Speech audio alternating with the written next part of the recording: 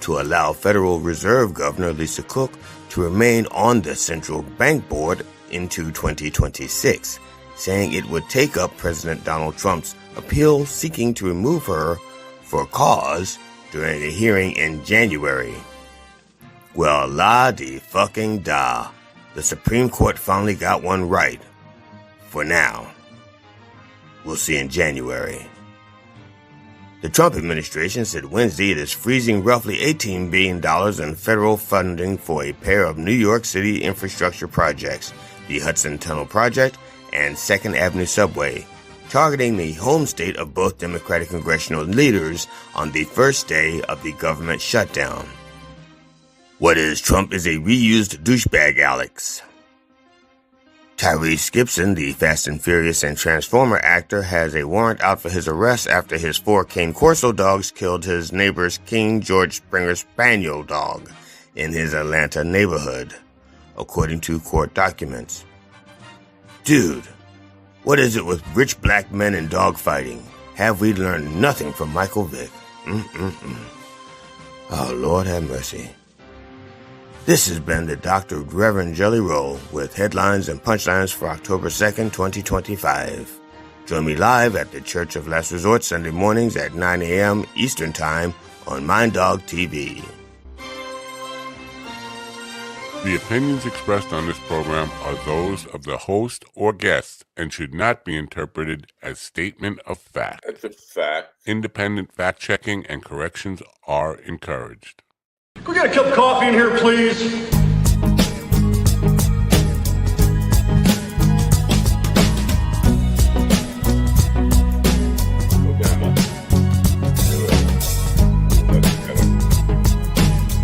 Zero guy. Kind of a zero-ish looking dude. I don't know. Blue black.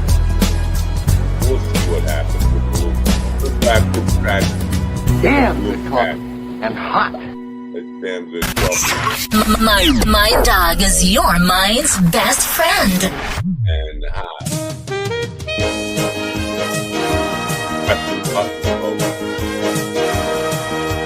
My dog is your mind's best friend. Wake up, America. You've got a dog that needs walking. That's right, sunshine. Just put on a big pot of strong coffee and get ready to type your little hate mail with your opinions about kumbaya and flat earth insanity. Stand-up comedy? You want stand-up comedy? Well, we've got sit-down comedy. It's time for Coffee with the Dog. You make me laugh. But not ready. I don't know. We'll see what happens. See what happens with that. See what happens with the loopy dapping. It's probably going to loopy dap all on its own. Oh, maybe not. Oh, you got spinning wheels. Got to go around in circles. Good morning, folks. It's Thursday. Almost made it through another week, right? We're getting. Oh, is this gonna loop? Nope. It turned off all by itself. How about that? Thursday, October 2nd, 2025. I don't know why it really articulates that 5. Michael Vick. Have we learned nothing from Michael Vick? Anyway, I never know. I start out with the assumption that people don't want to talk to me because I wouldn't want to talk to me. I'm talking about guests, getting guests. Oh, by the way, today we have Kylie Weathers. Not Carl Weathers, who was Apollo Creed. He's dead. We have Kylie Weathers, who is the proprietor of Queerly Attached. She's an attachment coach, attachment coach. But coming back to what I always assume people don't want to talk to me, like especially celebrities. Like, why would you want to talk to me? And then I see them talking to people like even lower than me. If you could imagine somebody lower than me. And then I say, well, sure, why not? Yesterday, if you remember yesterday, I had this cyborg dude on who was talking to Dr. Phil. Nah, no, I'm not going after getting Dr. Phil on the program. I wouldn't talk to Dr. Phil. How about that? Dr. Phil is so low in my esteem, my estimation, that I would not waste my time talking to Dr. Phil. How about that? But no, the cyborg guy, I'm from 2050 or whatever, that the dude who didn't want to get a job. And for some reason, YouTube decided to show me other things. He has his own channel. I'm not going to mention it here because fuck him. He actually had Neil deGrasse Tyson on. And I was like, what the hell? And Neil deGrasse Tyson is taking this guy seriously, like talking to him like, oh, and you're a cyborg, so you should. So I'm thinking, yeah, well, if Neil deGrasse Tyson will talk to him, sure, he won't mind giving me 15 minutes, 20 minutes of his time coming on this dopey little show. Apparently, I need to pretend that I'm a cyborg and I don't want to get a job. Well, I don't want to get a job. So I think we're on equal footing there. I don't want to get a job. How about that? I'm just a guy who doesn't want to get a job. Yes, Mr. Tyson. Told me about your time. Anyway, the thing is, the point, listen to me. I'm like the Rev on a Sunday morning. The point is, I generally think I am shy about asking people to be a guest on the program. People I really want to talk to, because I'm like, who would want to talk to me? But then I see them talking to people like Carl Hamburger, not Neil deGrasse Tyson. Maybe they have the same representation and agent. No. He doesn't have an agent. Oren, I didn't even want to mention his name. Oren, the cyborg, does not have an agent. So anyway, I'm going to be reaching out to more people to tell me no. Because I'm slightly emboldened by Cyborg Boy. So if anything, if Cyborg Boy has added any value to the human race, he's made me more emboldened to be rejected. I missed out on all the fun yesterday. Apparently there was a colon cancer screening at the senior center for free. I'm just seeing all the seniors line in my head when I think free colon cancer screening at the senior center. I'm thinking about a line of old people, pants around their knees, bent over, ass up, doctor coming along. Sounds like fun. Apparently, it's just a blood test. But I think it's a foregone conclusion in my case. Anyway. We're going to move on with the show. Naked Wines is back. Sort of. Well, not sort of. They're a sponsor of the program, and you should get some Naked Wine. I've got a commercial. I took Willie out of it. Willie's not here. I don't know if you know this about the show, but Willie's not here anymore. So there is a lovely young lady who is not queerly attached at the moment, but is looking for a queer attachment, who's going to be doing the voiceover for Naked Wines. Introducing Naked Wines, the wine club that works for you. Have your pick from world-class winemakers. Choose your wine when you want. Here's how it works. You pay into your wine account every month to save toward your future orders. So when you see something you like, order the wines and we'll deliver the best wines you've ever tasted straight to your door. No losing the will to live in the wine aisle, no tie-ins. Just really great wine. Life's too short for wine you don't like. If you order a bottle and it doesn't hit the spot, email and we'll get it credited back to your account. Ready to try something new? Better wine for a better price. Going direct means you save up to 60% on the market price with every sip. These are bottles made just for you. Really gives you the ooh factor at a dinner party. And rewards. Every month, you'll get a gift bottle of wine to say thanks for your wine membership. We're talking the top tier stuff. Drink well, do good. By putting money into your wine account each month, you're also directly supporting world-class winemakers. It's a win-win. Winemakers get the backing to do their best work, and you reap the rewards. Access to their wines for fairer prices, plus you get to know the brains behind the bottle. Ready to revolutionize your wine rack? Click the link in the description or scan the barcode that's on your screen now.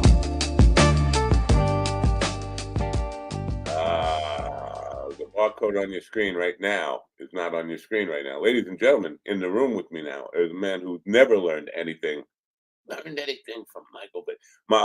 Never learned anything from Michael Vick, the fabulous and sexy wino, D.D. Henderson. Good morning. Good morning, America. Today is October 2nd. Happy Yom Kippur to my Jewish friends, or as we say back in the hood, yummy capers. Shalom.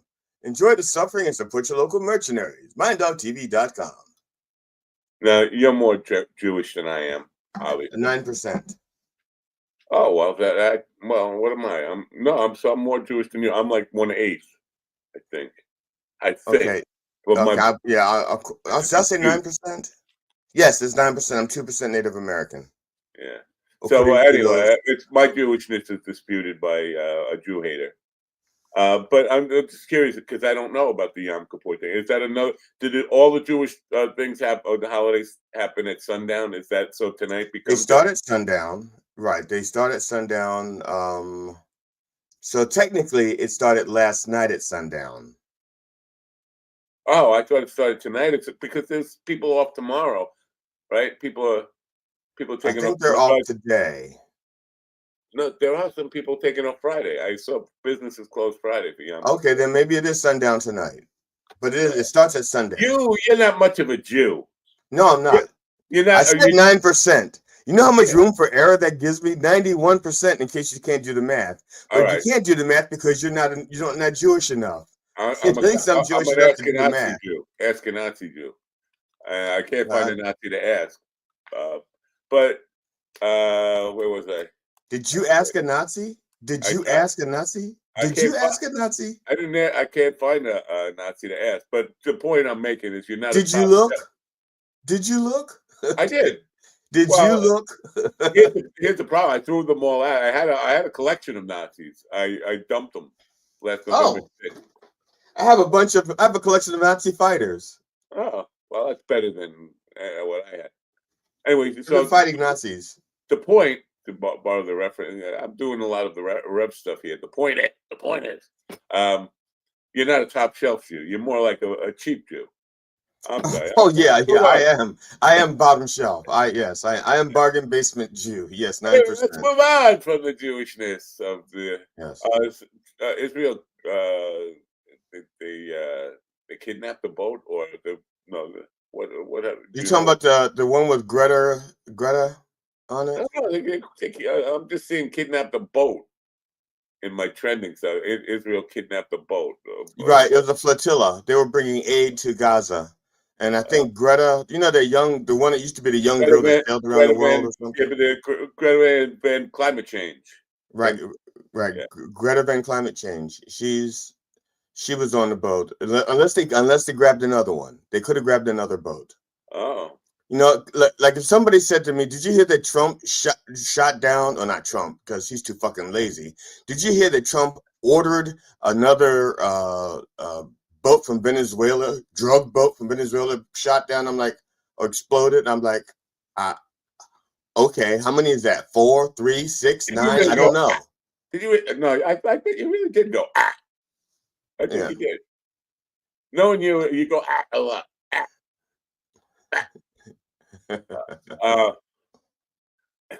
Oh, look, he's giving me the palm. You know what that means? I talk to the hand. No, I had trouble with my camera, but now my green screen is like, really? You're all fucked up and sparkly. No, it looks good. What are you talking about? You see, I can see through my hair, right there. I can see through my. Oh. I can't. If you could see, of course, you can't see through anything. I would think you could with those glasses that resemble X-ray vision, but never mind. I was out looking for Andromeda last night. I didn't know what to look for, and the cats were getting very annoyed with me. Yeah, I have trouble looking straight up now. I don't. It's an age thing, but I was still muffinized. I don't know. Did you say AIDS or age? Age. Oh, okay. Age. Oh, the continent over next to Europe, Yeah. Asia. But so I don't know. They told me go out and look for Andromeda. It will be visible to the naked eye. Now my eyes aren't naked; they're wearing glasses. But how do you tell Andromeda from just a bright star? I don't know. What am I looking for? I'm and the cats are getting annoyed. Like, come on, go back in the house. We want to go back in our little house. Because I don't know, they won't stay in their house if I go outside. Yeah, I saw the thing about the being able to see Andromeda, and I have a huge telescope. Don't like to brag, but I have a huge telescope. But in order for me to use it properly, I have to get out in the middle of my yard because I need room. Because I'm surrounded by such tall trees that even though I have like a great view of the sky with just looking up, if you have a telescope, it's I don't have. I have to go way out in the yard to get a good angle, and then Way my out. yard is so lumpy. I have to level Lumpy. off my yard. Lumpy. Oh yes, lumpy. I should say it's on a hill. Kind of like Steven. I'm Yeah, sorry. yeah. Steven, I hope Well, you're I not didn't say listening. I didn't say starchy. Have you talked to him since he moved? No.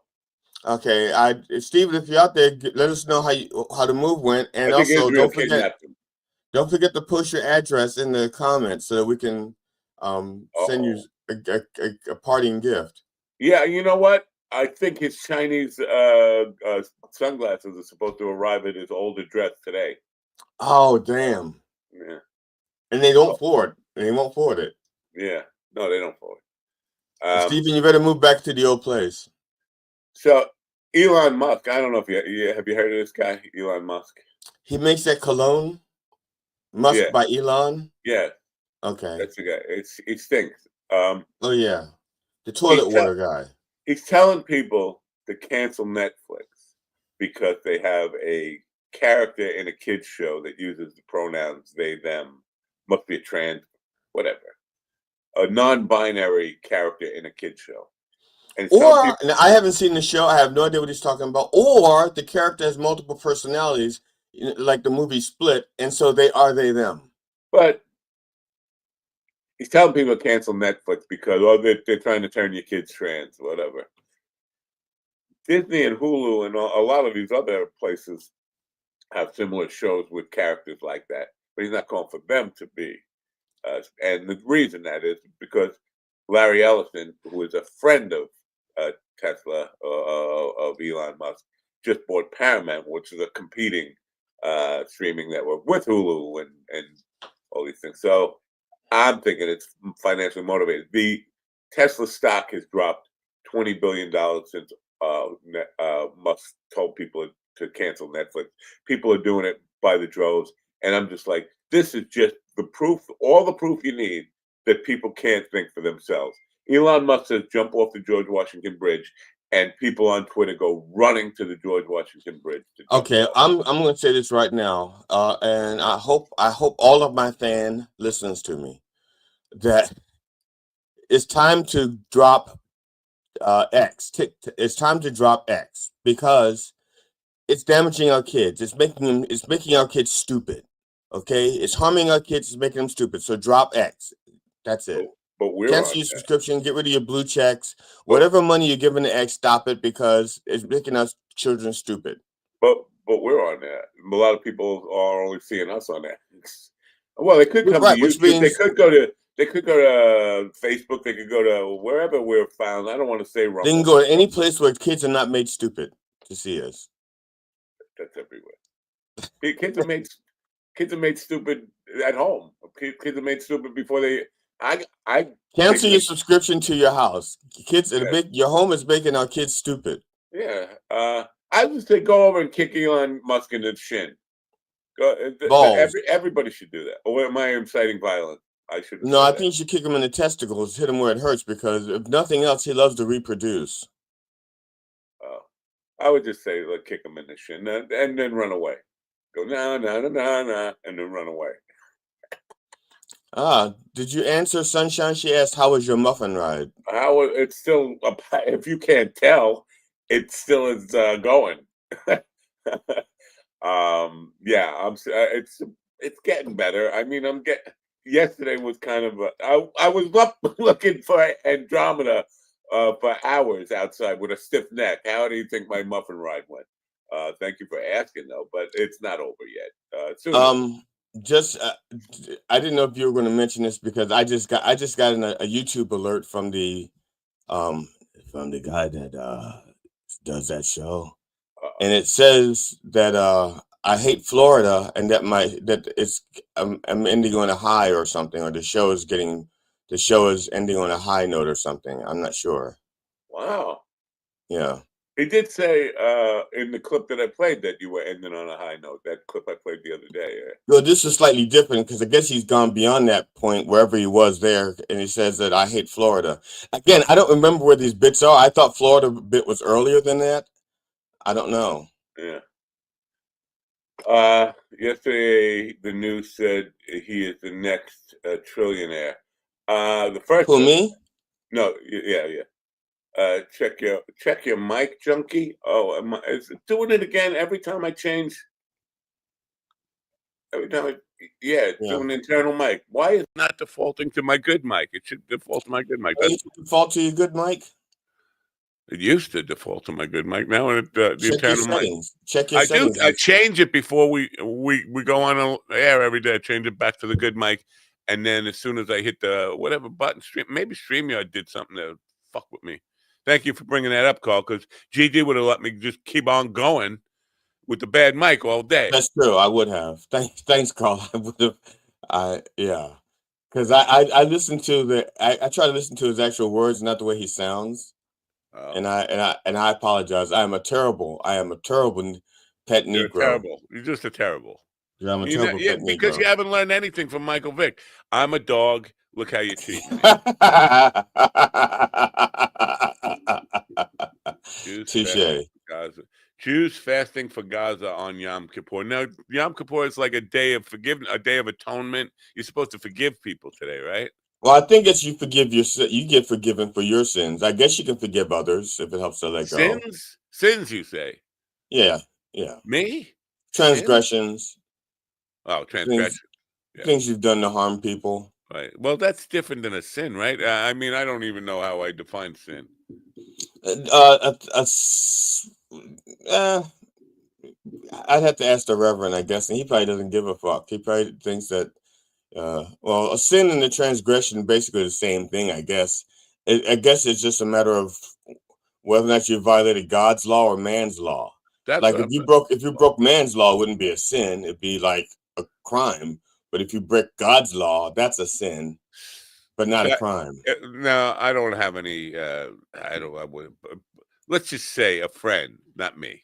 Okay. A friend fucked your wife. That is both man's law and God's law, right? Because it's that depends on the relationship. Oh yeah, that's right. If you have an open marriage, you could be a cuck like Ron. Right, and then you're only sinning, but you're not criming. Right. Yeah, I forgot about the cuckiness of some people. Now, I had a friend of mine whose wife hit on me because they had an open marriage, and matter of fact, I tell this one in my special. Should have would have told that joke. No, Psychomedy 101. The joke's less traveled. If you ever want to look it up, and spend 2 years examining it.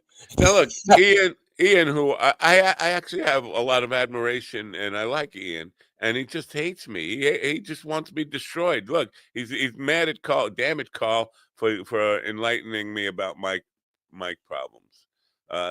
He just wants me destroyed, Ian. In order, the evil is just for me. He reserved the evil just for me. He hates me, and I could see Neil deGrasse Tyson hating me.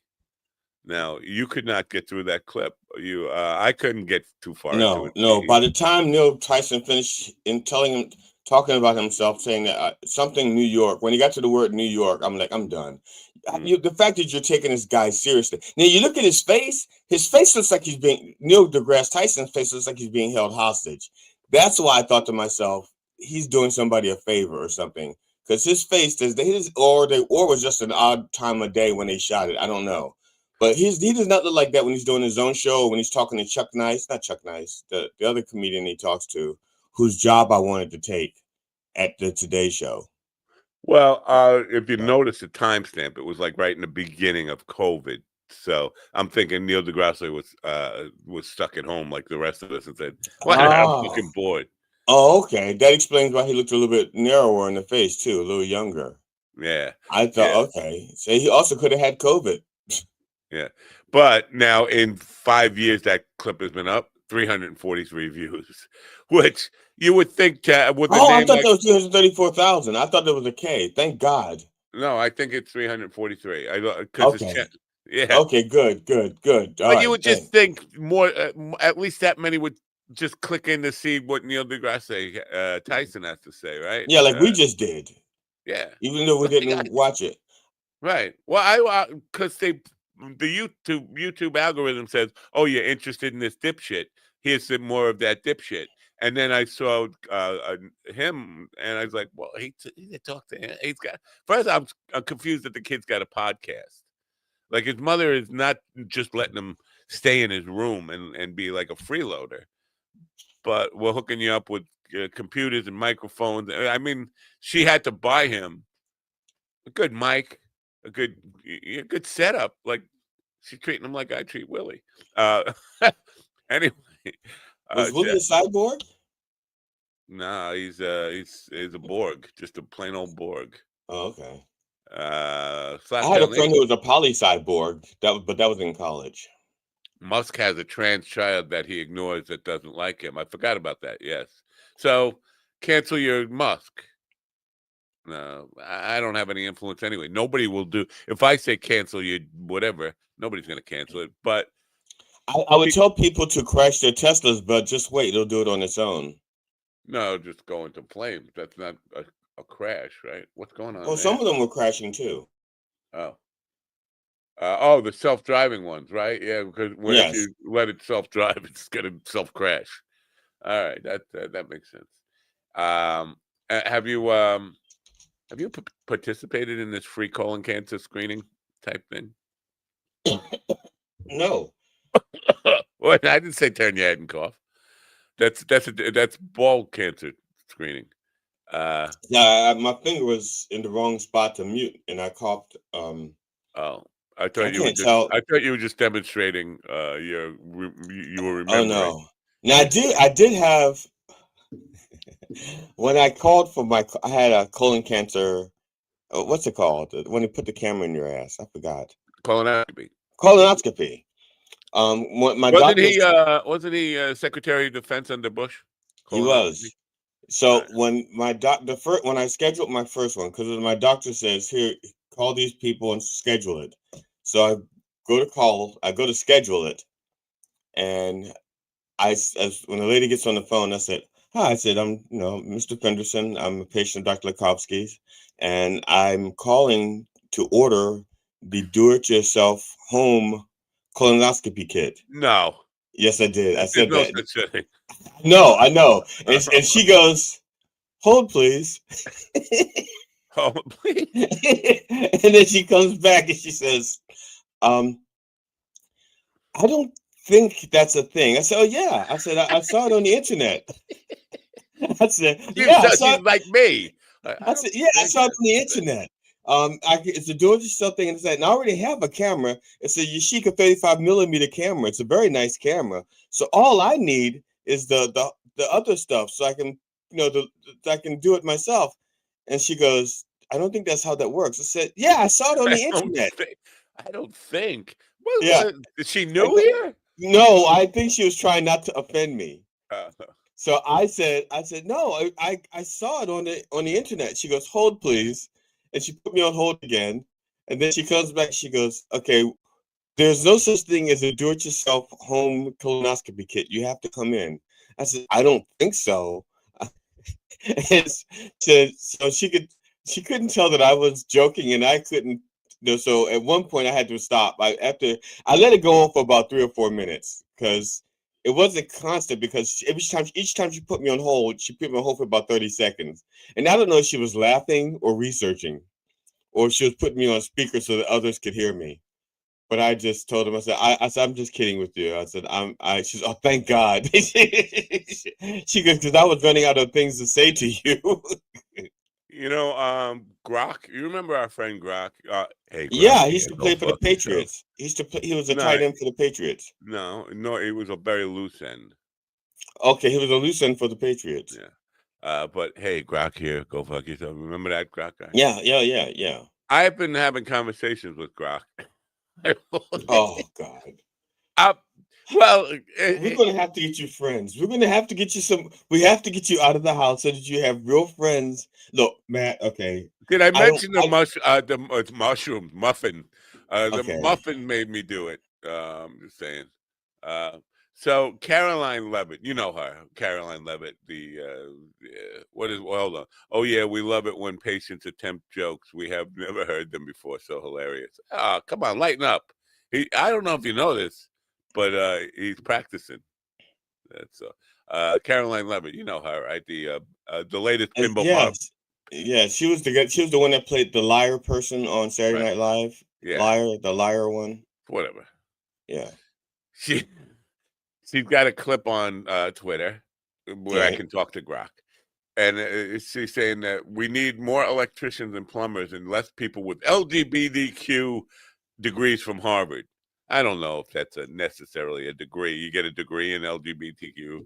Anyway, I said, at Grok, what degrees does Caroline Levitt hold? And he came back with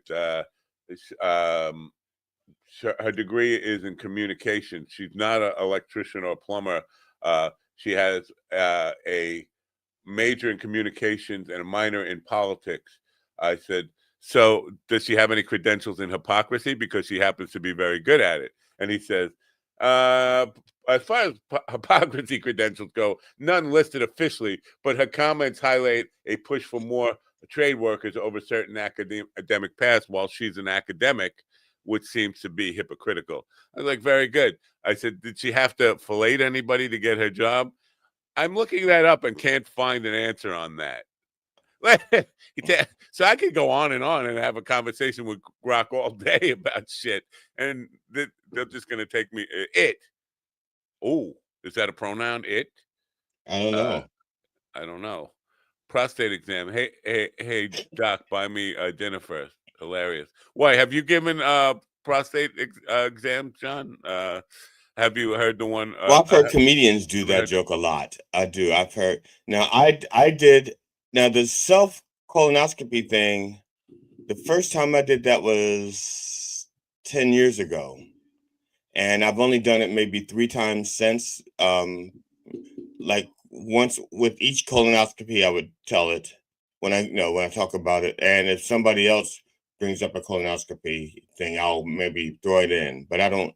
That's not like standard material for me.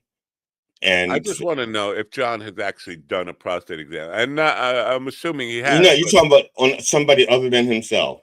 Right. Okay. But what is it? I mean, is it what I think it? Because I haven't had that either. But is it just sticking a finger up there and feeling around for lumps? Well, I mean, well, the thing is, they don't even have to do that anymore. What do they do? I think they can go by your piss, right? You can your urine. Now, maybe it may be after a certain age. It may be after a certain age, but too much to my dismay, my doctor doesn't do it anymore because she has nice hands. I don't have a doctor. My doctor's not Benny Boombats. You know my not doctor. I've had a female doctor with the exception of a short stint where I had a young Filipino, a doctor that used to be an army doctor. He was a MASH doctor, and he was very good, man. John's saying yes, lots. We don't do them much anymore. But is it just sticking a finger in there and feeling for lump? I think they put 2 fingers in so they can get a second opinion right away. Hi-oh. How's that, John? You use 2 fingers so you get a second opinion right away. Huh, John? How's that one? Hi-oh. Come on, John. Come on, John. Rate that joke. Rate that joke on a scale of 1 to 10, or prostate jokes 1 to 10. Oh, come on, John. 2 fingers. This must be the start of a new special because he finishes well. But this sounds like the start of a new one to me. Just saying. Yeah. So lumps and size. Oh, the size of your prostate. Oh, Size of the lumps. the size of the lumps. Oh, maybe the size of the prostate. One finger. Oh, how I do you don't know know. it was a finger? Because it just is one. I thought there was like one lump, one size fits all. I don't know. You speak very good slap tail. Because I didn't know what the one meant. Oh. All right. Do the lumpty dance. Julius Hello, Julia Starr from Paris. from Congratulations. Paris. Welcome. Gay Paris, because we're gonna be queerly. Are you tuning in to hear about queerly attached? Because I'm still attached.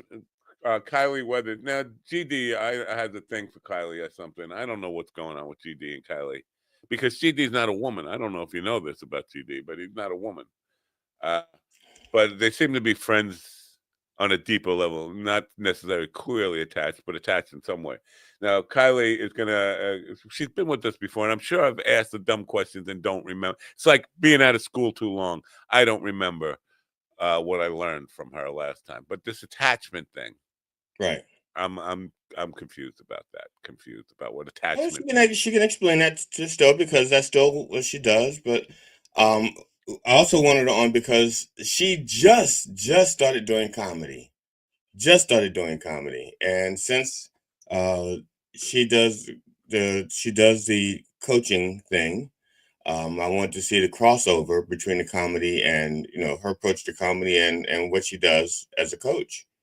John saying, is it hard or firm? Not right now. Oh, if it's hard or firm. I'm sorry. I thought he was asking if it's hard or firm.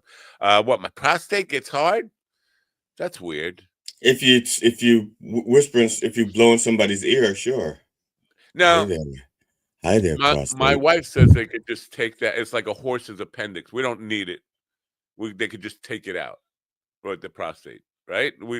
So why don't they just do that with babies? Well, let's circumcise him. Let's rip his prostate out. Well, I think it has a function. Maybe that's what I said. She said may no. Like tonsils. Okay, like for example, they're quick to take tonsils out. Tonsils have a function.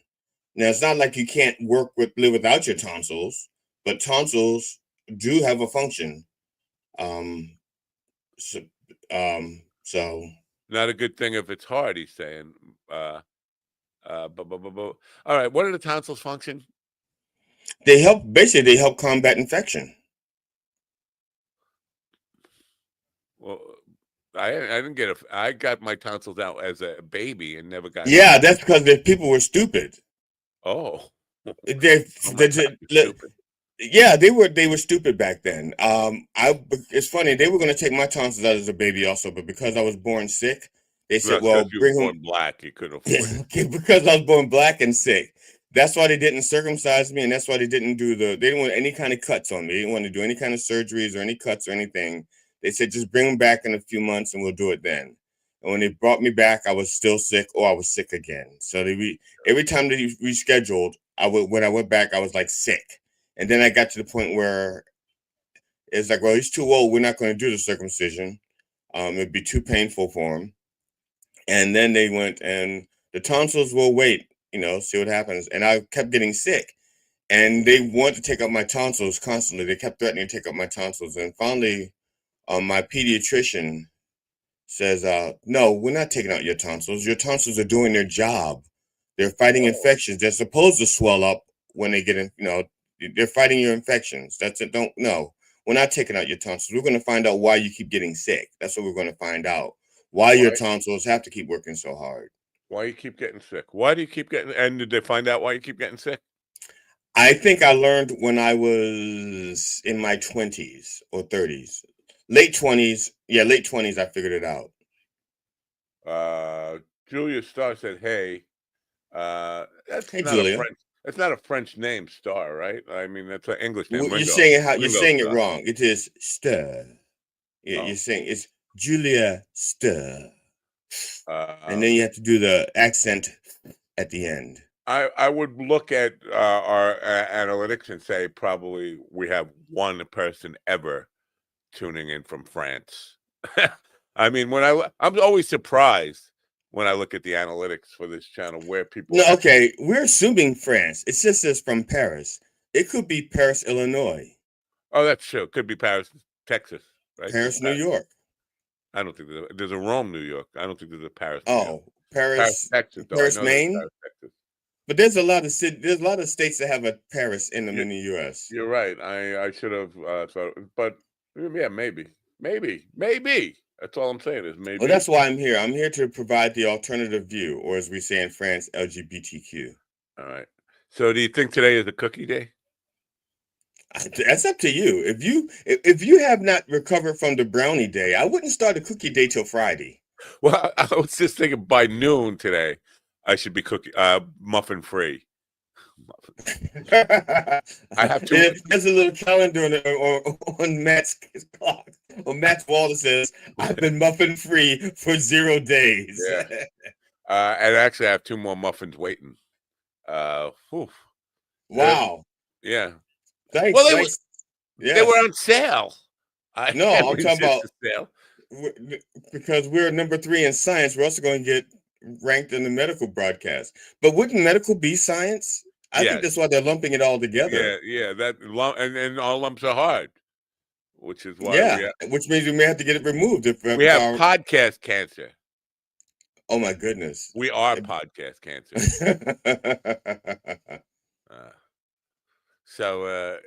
Yeah.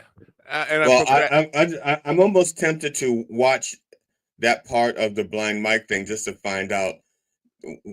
I want to see. It's not his reactions. I want to see what the audience is saying, because quite often the audience, his chat room people, say things like they either join in with him or they actually they almost all join in with him.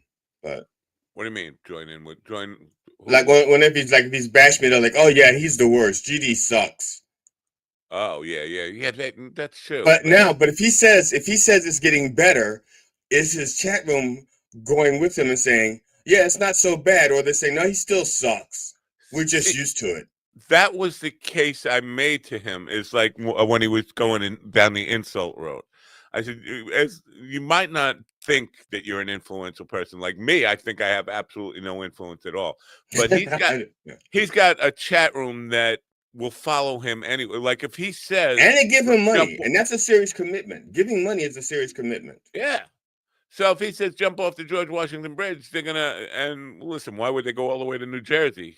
Well, I don't think that they could jump off the George Washington Bridge because there's a toll there, and I think they'd have to give. I think they've been giving their money to him. So Chris Christie won't even let you walk on George Washington Bridge. So you pretty much you're gonna have to drive your car there, leave it, and then nobody's gonna be able to get around you. You're gonna cause all kinds of havoc. Don't jump off the George Washington Bridge, Brooklyn Bridge. But anyway, so he doesn't. I think he underestimates his influence, because I think you're right. If he says GD sucks, the entire chat room goes, "Oh yeah, that guy sucks." Now that he's saying, maybe I misjudged this guy, the whole room is saying, GD. So that's the only thing I'm curious about is what his room is saying. Yeah. Not what So, but other than that, I haven't changed my opinion about my material. So. Wow. Well, it's not like you're still doing the same material. Oh no.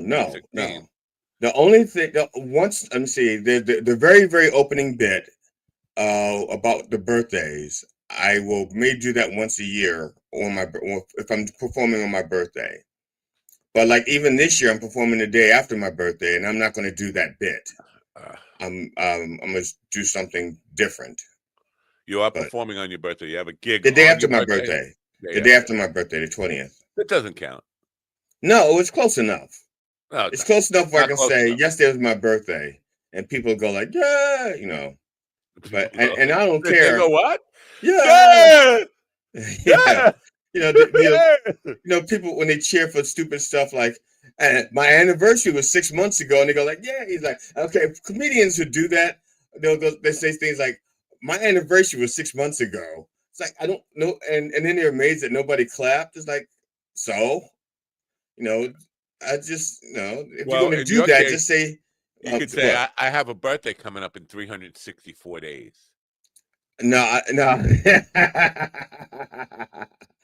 No, actually, I could do that. I had to, that's kind of funny. But yeah, I could do that. I have to think about that. I have to think about that, and then I have to somehow give you credit. Oh no, you don't have to give me credit. I owe you a nickel for here's the deal. Anyway. Oh, you owe me a lot of nickels for here's the deal. All right. I didn't know you copyrighted that. I I'm I trademarked, copyrighted, and patented. Damn. Yeah. Well, that's I did it. I did it on this site, this app. They charge you $20, and they'll copy, patent, and trademark anything, all for that one price. It's like a subscription. Wow. Yeah, Trademarking is expensive. that's why I did it. It's a good deal. It's a bargain. Yeah, I remember when I was working for as a marketing guy for Proactive CCTV for about 6 months. But they were trademarking something, and I was in charge of doing the research for it. And I think it was like $15,000 just to get trademarked on. That's crazy. Like, what is that? Or you could get a provisional one. I think it's. I believe me, because I had an invention years ago that I built a prototype, and prototype, and it worked real well. I mean, it worked really well, but the quality was not that great because I built it from pieces that I had around the house. Was it one of these sex toy thing? What was the prototype for? Prototype of actually, it was a portable. It was actually a portable universal gym. Portable. It was like the size of a suitcase, but you could work every part of your body, your abs, your thighs. But it's a beautiful idea. But you're gonna have to hire Arnold Schwarzenegger to be. No, that's just it. That's what I say. It weighed about 15, 20 pounds, and the reason why I made it was because I was on the road a lot, and I was staying to save money. I was staying at these little cheap hotels that didn't have like a gym or anything. Was it a rubber band type of one of those, with the not weights, but because if you only have 20 pounds on the thing, where does the weight come from that you're lifting? It was actually it was resistance and your own body weight, depending on which function you were using. Yeah. Like Chuck Norris. I think Chuck Norris did have a portable something. Well, this was I would show you a picture. And then you see how young I was when I did this. You'd be like, "Holy shit, he's that young." How old was Chuck when you did it? That's he was still probably 80. I don't know. My uncle was in the Super Bowl commercial with Chuck Norris. Remember that Chuck Norris when he? I don't know if you remember this one, but there was a Super Bowl commercial where two old guys in a diner and. Guy throws a salt shaker at Chuck Norris, and he kicks it back, and it comes back and breaks the guy's nose.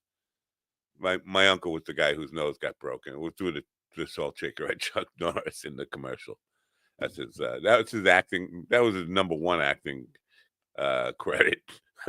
Oh, this is bad. It's more than I got. I'm a dinner theater guy. What's going on here? I got windows. No, I was looking at my prototypes. I'm too embarrassed to show these pictures. Oh. Yeah. Why are you doing something you shouldn't be doing in them? Wow. You're doing something with your prototype that you're embarrassed about. Yeah, this is even before this is even before the prototype. This is just me doing the exercises and trying to figure out how to make the prototype. So this is even pre-prototype type proto. Pre-typed photo. Yeah, I'm not showing anybody those pictures. Well, I don't even know why I still saved them. I guess because I need to find the prototype, the pictures of the prototype that was computer generated. But you know me, I'm not big on conspiracy theories, right? You know that about me. I don't know if you know this about me, but so several years ago, I had on David Edwards, Dr. David Edwards, who's an author on the subject of Atlantis. He's a guy that deep dives into Plato and wanted to find out what was true and what was not true about Atlantis. And there's this guy, Jimmy Corsetti, who was big on Atlantis, who he was sharing some of his ideas. Anyway, on the podcast, he mentioned to me that he was getting threats because these fucking nuts, the paranormal nuts, they take their fucking fantasies really seriously. And if you tell them anything that doesn't go with what their beliefs are, they get violent in ways that are and threatening. And so they were threatening him, and he said this on the podcast. I know this because I was cutting up some reels last night, and remember him saying that he was getting threats. He disappeared, and nobody in the Atlantis, they're all community. Is it a community? None of these fucking conspiracy theories about Atlantis have any idea where this. And they're asking me, like, what happened to him? He disappeared after being on your show, saying that he was being threatened by all these people. And so it's concerning to me that I think I was the last public appearance he had before he went missing. And this is like 5 years ago now. But like, why would somebody disappear a guy just because he's saying they're not that he doesn't say that Atlantis didn't exist, mind you. He's saying that Plato believed that Atlantis was a real thing, and they think they have located where it was, where a great flood, and it's not where people. Here's my theory. Okay, here's my hypothesis, because I can't test it. But the people that offed him were actually Edgar We don't know Casey. they offed him. He's been disappeared. It was the Edgar Casey people, because he was about to discredit Edgar Casey because Edgar Casey gave a location. And if his location doesn't match Edgar Casey's location, then Edgar Casey's followers are going to look like they're following us, not just a sleeping prophet, but just a sleeping guy. Yeah, just a guy who was asleep, not a prophet. So they have to protect for-profit. A non-profit for-profit. Right, a non-profit sleeper. I think we covered that, and I think his I don't know, because Edward Casey was near Bimini, right? I think so. Yeah, no, it's not close to that. It was more like near. See, that's what I'm saying. I think they offed him. Maybe there's something to that. The Caseyites got him. Yeah, the Caseyites. The Casey. I think that's what they call case closed. Case closed. It's the Caseyites. Ben Casey, he was a stud. Yeah, Ben Casey and Dr. Kildare were both. I mean, if you remember 1960s television, and I do. That would know that they were the big medical shows. Dr. Kildare. Dr. Kildare, and yeah. And Ben Casey. Now, the Dr. Kildare guy went on to have a career who started in like the films like The Count of Monte Cristo and stuff. I don't think the Ben Casey Benjamin. Guy, it was somebody Benjamin. I think that's the guy that played the hot priest in Thornbirds, maybe. Yeah, that's him. But I thought it was Richard something. But Richard Casey, Benjamin. I think the Ben Casey guy. I think that was it for him. Like he had this little run in 1960s television, and then that was it. And his career was over after that. And after that, they went on with what was it? Medical Center was the hot one after that. Medical Center, and then there was one with the ambulance. Was that Adam? The 70s. You're thinking, right? The 70s. I don't remember. Yeah, Russ White said he must have been under a rock at the time. Are you old enough? Because you'd have to be born in the 50s to know 1960s television, right? Early 1960s. Or watch Nick at Night, TV Land. I don't know. Oh yeah, I forgot. Everything's new again, right? Everything's recycled somewhere. Yeah. Now my wife and I were talking about. Because there's an actress who we both think is very good. I can't remember her name. She played the hammer swinger in Misery. She played the lady who swung the hammer at James Caan in Misery. I can't remember her name, but Kathy Bates. Kathy Bates. Yeah. Okay, she plays in like a new version of Matlock, and I'm thinking, what the fuck? And the show's called Matlock. It's called Versatility. Okay. No, it's called Matlock. Russ White is 62. No, see, you're too young to remember Dr. Kildare. Dr. Kildare and Ben Casey. Was he born in 62 or is he 62? Oh, if he's born in 62, he's only 3 years away from us. If he is 62, then he's 4 years behind us. Doesn't matter. That makes a difference. He was one. If he's 62 years old, well, even if he's 61, 62 in that area, Then you're those shows watching. would have been off the air by the time he was 3, or by the time he was cognizant to know what was on that stupid tube. Right. Yeah. And then you're just watching reruns, or your parents are telling you about it. Here's a little bit of. I found this out yesterday when I was in the Cyborg guy's fucking. I don't know how this came up. Ward Cleaver. Remember Ward Cleaver? John, John Beaver, Q man. Downs. Leave it to John Beaver, that show. Q Downs as the Beaver. Q Downs, right. He's 63. So, yeah, you're too young to, because it would have been off the air by the time you were 3 or 4 years old. And so no wonder you'd be not knowing Dr. Kildare or Ben Casey. It only lasted 2 years, but the housewives were all hot for both of them. Now, if you were 3 years old and you were under a rock, that's child abuse. Just so you know. That is child abuse. If you're that old under a rock, that's child abuse. Definitely not good parenting. You're right. If you're younger, your brain is still squishy, and so that rock won't do much damage. But that's science. That's science. That's a science fact right there. Ward Cleaver, who played. No, Hugh Downs played Ward Cleaver. The Beaver Cleaver's dad. He was working on that show, but he had a wife and kids back home and back east or something. And he told them to drive out to Hollywood, and so they'd have a vacation and he'd spend some time with the family. And the family all got killed in a car accident on the way out to go visit him. And he would still tape the show, and they were saying you could see the depression and sadness. And I don't remember. I mean, Ward Cleaver, he was always before. You can't tell the difference before or after the wife and kids died, in my opinion.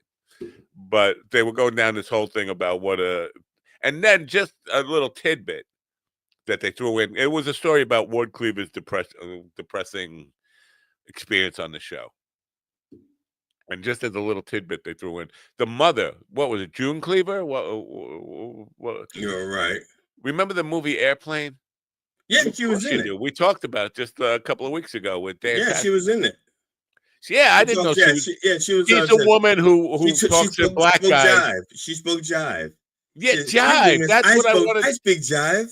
Chump don't want no help. Chump don't get no help. I just thought he was talking like urban slang, a jive, and that's what they refer to it as in this video clip. And she said, and it says she had to go to somebody to take jive lessons, and I was like, what the fucking jive lessons? And where do you go to sign up for jive lessons? And who calls you call it jive? Hollywood has a coach for everything. You know, it's because if they need somebody to learn to do something, they'll go like, okay, I know a guy. And even if it's not like a regular coach, they're like, I know this black guy who works in Hollywood. He plays Huggy Bear. You can go talk to him or something like that. It might have been him. Yeah. Fargus. I think his name is Fargus. Russ brings up a good point there. Are the Bee Gees talking about black people? You're just jive talking. I mean, but there's two different things. See, there's talking jive, which is talking bullshit. And then there's talking jive like you're talking the slang, the proverbial black slang. Now, I think I heard a rumor that you were at least part black. Are you part black? I'm 54% Negroid. Yeah. Okay, so do you speak jive? Not fluently. I grew up with it because of my Uncle Square Business. Give me a word. Give me a jive word. I just did Square Business. That's jive. Oh, it sounds like English. Well, it is. English is just the way you use the words. I mean, it's not like we made up our own words. It's not like Izza, Squizza, and that other shit that didn't rap, but it goes like for scissor. No, that's not what jive was. Jive was, for the most part, English words. We just gave them a little tweak. You know. Yeah. Like give me some skin on the slap on that kind of stuff. Here you go. Yeah. Basically, jive is if you literally did what the word said, you get in trouble or arrested. Oh, wait a minute. I think I'm putting my math skills are coming together here. When they said, give me some skin, that's when you decided to do the the circumcision? Give me some skin, and you would. Well, that's when I got the book to do it, but I didn't have the balls to do it until I was till I was 50. Wait, balls? You need balls to cut You off? need balls. You need balls to do your own circumcision. You need People don't realize that. balls to cut skin off your cock. Yeah, you got to have big balls to do your own circumcision. I went and taught, and I didn't get circumcised until I was 50. So I learned about give me some skin when I was like 6 or something. But Give me some skin. yeah, I'm going to Google examples of drive because Google, yeah. Yeah. Let's ask Grok if he could speak jive. Grok, examples. No, that's not how you spell example. Examples of how to spell example. Damn it, stop. I'm sorry, this is fucked up. I'm trying to correct. See, part of my keyboard is blocked by my notepad, and so some letters I have to guess where they are. Examples of. So I asked Grok, can you speak jive? He says, yo, I can totally jive with the best of them. Dig, lay it on me. What kind of jive you want to rap about? What kind of jive do I want to rap about? I asked for examples of slang, examples of jive, not right with the definition. Right. I didn't ask about the definition, but he said he can jive with the best of them. Lay it on me. What kind of jive you want to rap about? And then it gives me a little smiley face and one of these. I'm liking Grok. He's my. I have 2 friends now: GD Fenderson and Grok. And my wife. Okay, now this is just a glossary of terms. Okay, belly fiddle is a guitar. Really? I just picked that because you played guitar, and that's a belly fiddle. Yeah. Now you would say, let me see, ain't coming on that tab. Which is I ain't coming. See, my wife says that a lot. Damn. Barrel house, free and easy. Barbecue, the girlfriend, a beauty. So this is my barbecue. Okay. Armstrong's, musical notes in the upper register, higher trumpet notes. Blow the top, to be overcome with emotion. You'll blow your top when you hear this one. Boogie woogie, harmony with accented bass. Okay. Wow.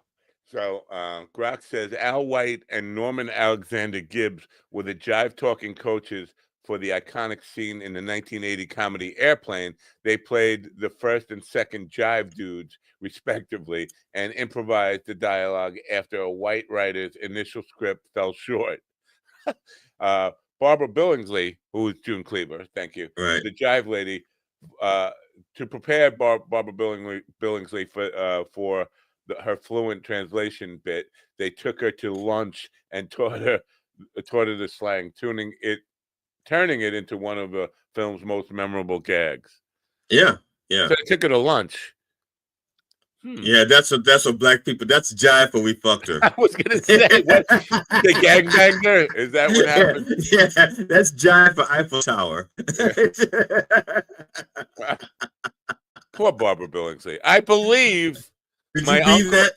My uncle who got the broken nose from Chuck Norris's Salt Shaker, I think he was good friends with Barbara Billingsley. Now that it's just went off in my head because my cousin said, you want to get when I first started doing it, I think she's still alive. He asked if I wanted to get her on the program because his dad was still friends with her. Like neighbors, like they lived like in the same apartment complex in Hollywood. Okay. But the claim in this YouTube video was that reignited her acting career. Like what? Did she get a commercial after that guy? It's not like, let's all run out and see the latest Barbara Billingsley film after that. Well, she probably got more speaking roles. Like she probably got either maybe more cameos or got to be the because look. There you can work in Hollywood without being like a star and make good money still, doing bit parts and stuff like that, especially if you're no, I know that, but yeah.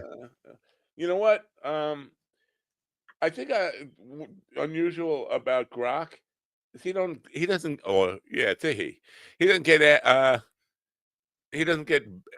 lose patience with me for asking stupid questions. Oh, So in other words, it's like your mom.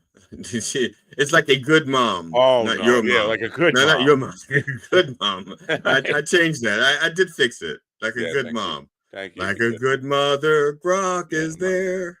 so yes, Barbara Billingsley's memorial. Barbara Billingsley's memorable jive lady role in Airplane 1980 revitalized her career after years of typecasting. Like from Leave It to, we need to Leave It to Beaver, mother, or whatever. Right. Yeah. That had limited her opportunities. She went on to land several notable acting gigs in the 1980s and 90s before her retirement. Here's a quick rundown of some of the key ones. 1983 to 1989, the new Leave It to Beaver TV. Well, that's fucking typecasting. And that sucked. And that I shouldn't say it sucked, but I didn't even know the that happened. opening shot, okay, Ward is dead in this when he start off, and Yeah. she's kneeling down. She's at the cemetery, kneeling down, talking to Ward's, at Ward's grave, and they zoom in, and his name and stuff. Okay, where's the name? When you have a tombstone, where is the name? Okay, so I'm wrong here, because they have her listed as the new Leave It to Beaver or it's at TV. I never saw Muppet Babies animated film. She was in that. Roseanne, the sitcom. She played Irene, a repeating guest character. Empty Nest, the show. She played Lily. Leave It to Beaver film. Was there a film? She played Aunt Martha in 1997. Leave It to Beaver film. They're just milking this beaver. You don't want to milk it. You don't milk a beaver, okay? Stop it. They're little, but you got tweezers. No milk. John, help me out here. Can we milk a beaver? No. She continued with occasional voice work and TV cameos. She was invited on Coffee with the Dog, but said, "Fuck that." Let Neil deGrasse Tyson do it. The late 19. I made that part up. I don't know if you knew it. That was an ad lib. Did you know that? I was reading Sunshine's notes. Oh, she did voice work and TV cameos into the late 90s. Oh, passing away in 2010. So my cousin didn't know what the fuck he was talking about because 2010. Well, if she's still his neighbor, that room must stink. Maybe she's like that guy who kept his mother in the refrigerator for casual sex. His dead mother. Now, Sunshine wants to know your favorite Halloween movie. Mine is Nightmare Before Christmas. I don't have not Halloween. Oh, it's a great pumpkin, Charlie Brown. Is that a movie? Okay, That movie. That's a television half-hour special. Yeah, that's also, I don't like Halloween. They could probably make a movie out of it. Now they will ruin it. They'll fucking just like they did with the Grinch That Stole Christmas movie, because that's only like a 12-minute story.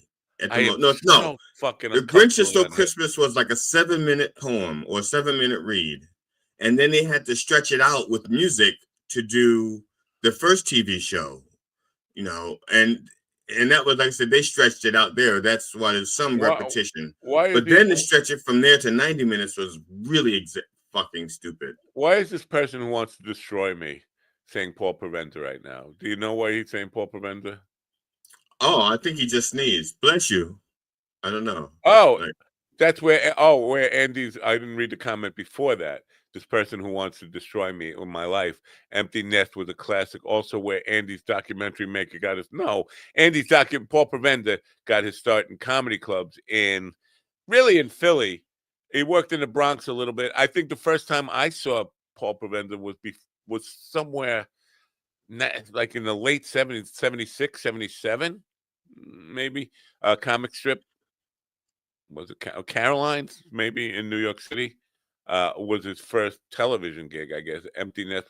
I didn't even know he was on that. Like, I don't. If you tell me Empty Nest right now, I can't even envision the show at all. Like, I can't remember either. I'm seeing Empty Nest. My mouth is saying Empty Nest. My brain is seeing Different Strokes, or at least the guy from Different Strokes. So I don't know. Yeah, maybe I'm having I am so culturally unhip. Oh, that dude from Soap was in that, right? Billy Crystal? No, the old guy, the old man in Soap. Oh, he was hilarious. Yeah, He played Major. He played the Major. Yeah. Soap was hilarious. First of all, I'm not sure if they could ever make Soap today because they were so fucking. I'm not certain. They look familiar. Soap these paved women. the way for things like Airplane and stuff like that. I mean, Soap was just fucking raunchy and hilarious. It was so irreverent. It was great. And back then we could not record shows, so we had to you had to watch it live or wait till summer when they did the reruns. Empty Nest is a spin-off of the Golden Girls, which doesn't make any right, sense. Right, okay, none of the Golden Girls are in it, right? So I don't know. Well, how was it a spin-off of that? Well, I guess. I think two of the characters supposedly moved out. Like maybe Sophia was gone. I don't know. But I seem to remember something about it. I didn't watch it. Because I loved Golden Girls and I loved Betty White. My God. Oh, Estelle Getty was on the show, so that makes sense. So she was from the Golden Girls. So Richard Mulligan is the old man I was talking about. Christy McNichol was on the show. Marsha Warfield was from Night Court. I don't know some more. I don't know who. I don't know these people. Christy McNichol, Dinah Manoff. I should know. Because they in the picture. Oh, Paul Perenda, there he is. Bear the dog. From Bakersfield. Hello. I don't know any. Oh, Chuck McCann was on the show. You know Chuck McCann. Oh yeah. He played second base for the Mets. Go ahead, fucking say it. I really thought he was a shortstop, but if you say second base, I'll believe you. Yeah, I don't know. Barbara Billingsley. Barbara Billingsley was. Oh, I do. That's how we got on Empty Nest, right? Because I mentioned that. Fucking lost. I'm such a fucking dementia-ridden old man. Very forgettable cast. It surprises me that Paul would get involved in. Well, of course he would. The Paycheck, right? But Paycheck. He was a stand-up comic. That was a different movie. Yeah. Anyway, where were we? Oh, Culturally Unhip. I don't know any of these fucking movies, and especially Halloween movies, Christmas movies, all that shit. But I don't. I am not. Speaking of movies, I am not a big Mel Gibson fan. I mean, I liked him in Mad Max, and then after that, he did a movie. I think it's called Payback, where that was a good movie. Yes. Yeah, I liked Payback, and and that's what I'm saying. That's about pretty much the last thing he did that I actually liked. I think he was okay in Lethal Weapon. I forgot about those. Okay, I forgot about Lethal Weapon. The first one. After that, like I said, when they start making like Lethal Weapon 2 and 3 and 4 and 6 and 9, I'm like, okay, you lost me. There was a movie. I'm probably gonna get this wrong, but I think it was called Gringo. It was after the Jew thing. After Mel got into his Jew thing. Remember Mel got into a Jew thing? Right, in a cop thing. Was it an expensive Jew thing or was it a cheap? But it's also a phone call thing too. Like he's yelling at his daughter, or "You fat pig, you're worthless fat." That's Alex Baldwin. Baldwin. Really? Yeah. Okay. Mel's that does sound Mel Gibson. It does. I think you can apply that to all of them. The phone call yelling at your daughter. I think that's a prerequisite if you're going to be a Mel. I thought Alex. Okay, which one was it that said, "I deserve a blowjob"? Was that? That's Mel. That's Mel. In the hot tub, he said that to his girlfriend. He was like 50, and she was like, oh, maybe a little 12 or 13. She was young. She was like a 20-year-old or something, and she didn't want to blow him. And he said. I think the quote was just like, "I deserve to be blown." Like, yeah, okay, so Mel Gibson, yeah, okay. So I determine deserve to be blown. I mean, where's the criteria for? Oh, wait, maybe it's his birthday. It's like I just turned 53. I deserve to be blown. Maybe we're taking another context. Wait, are we connected here on the radio? What's going on? Oh, yeah. So I mean, there should be a. You know what? I'll ask Grok. Our guest is here, so I don't want to belabor the point here, but I want to know. I got to start a whole new conversation here. I can't go with Barbara Billingsley and then start asking it about blowjobs. Grok. Oh, what are the criteria for deserving to be blown? What is the criteria? Okay, for those of you just joining us, we're talking about Mel Gibson and his meltdown when he yelled at his I'm doing the girlfriend or one something. finger type too. So Okay.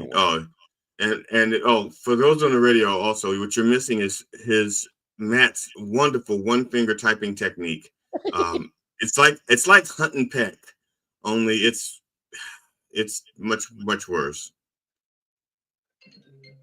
I'm sorry. Grok says the question. I said, what are the criteria? What is the criteria for deserving a blowjob?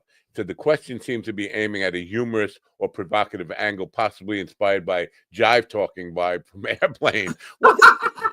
It went back to the previous conversation, and you didn't, and that's why you said, "Let me start a new conversation." That's exactly why I didn't want to go down. Okay. It says, in right. the spirit of Airplane jive scene, I don't care.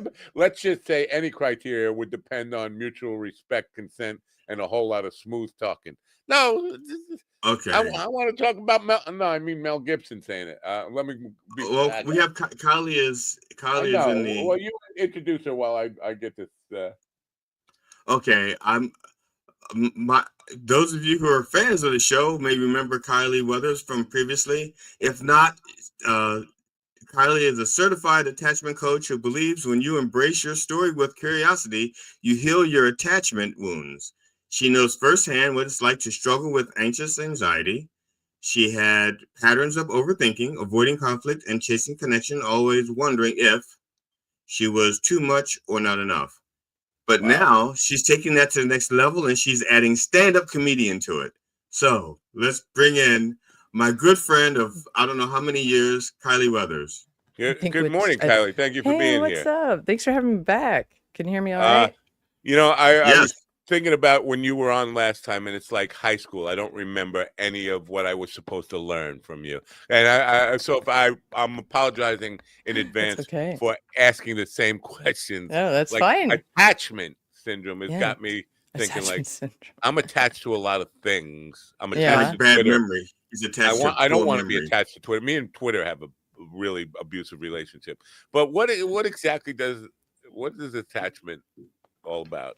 Okay, so you mentioned you're attached to things, right? So there are like material things or like vices or habits that we can be attached to. But in this context, we're talking about the attachment that you feel with another human being.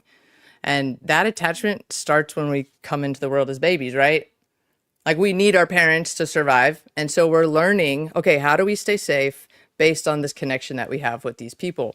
Well, unfortunately, our parents didn't do a lot of therapy, right? So like they didn't know what the fuck they were doing. And they were just like taking their attachment wounds and putting them on us. So everybody's just like bleeding on each other all the time, right? So then I turn into a parent and I do the same shit to my kid, right?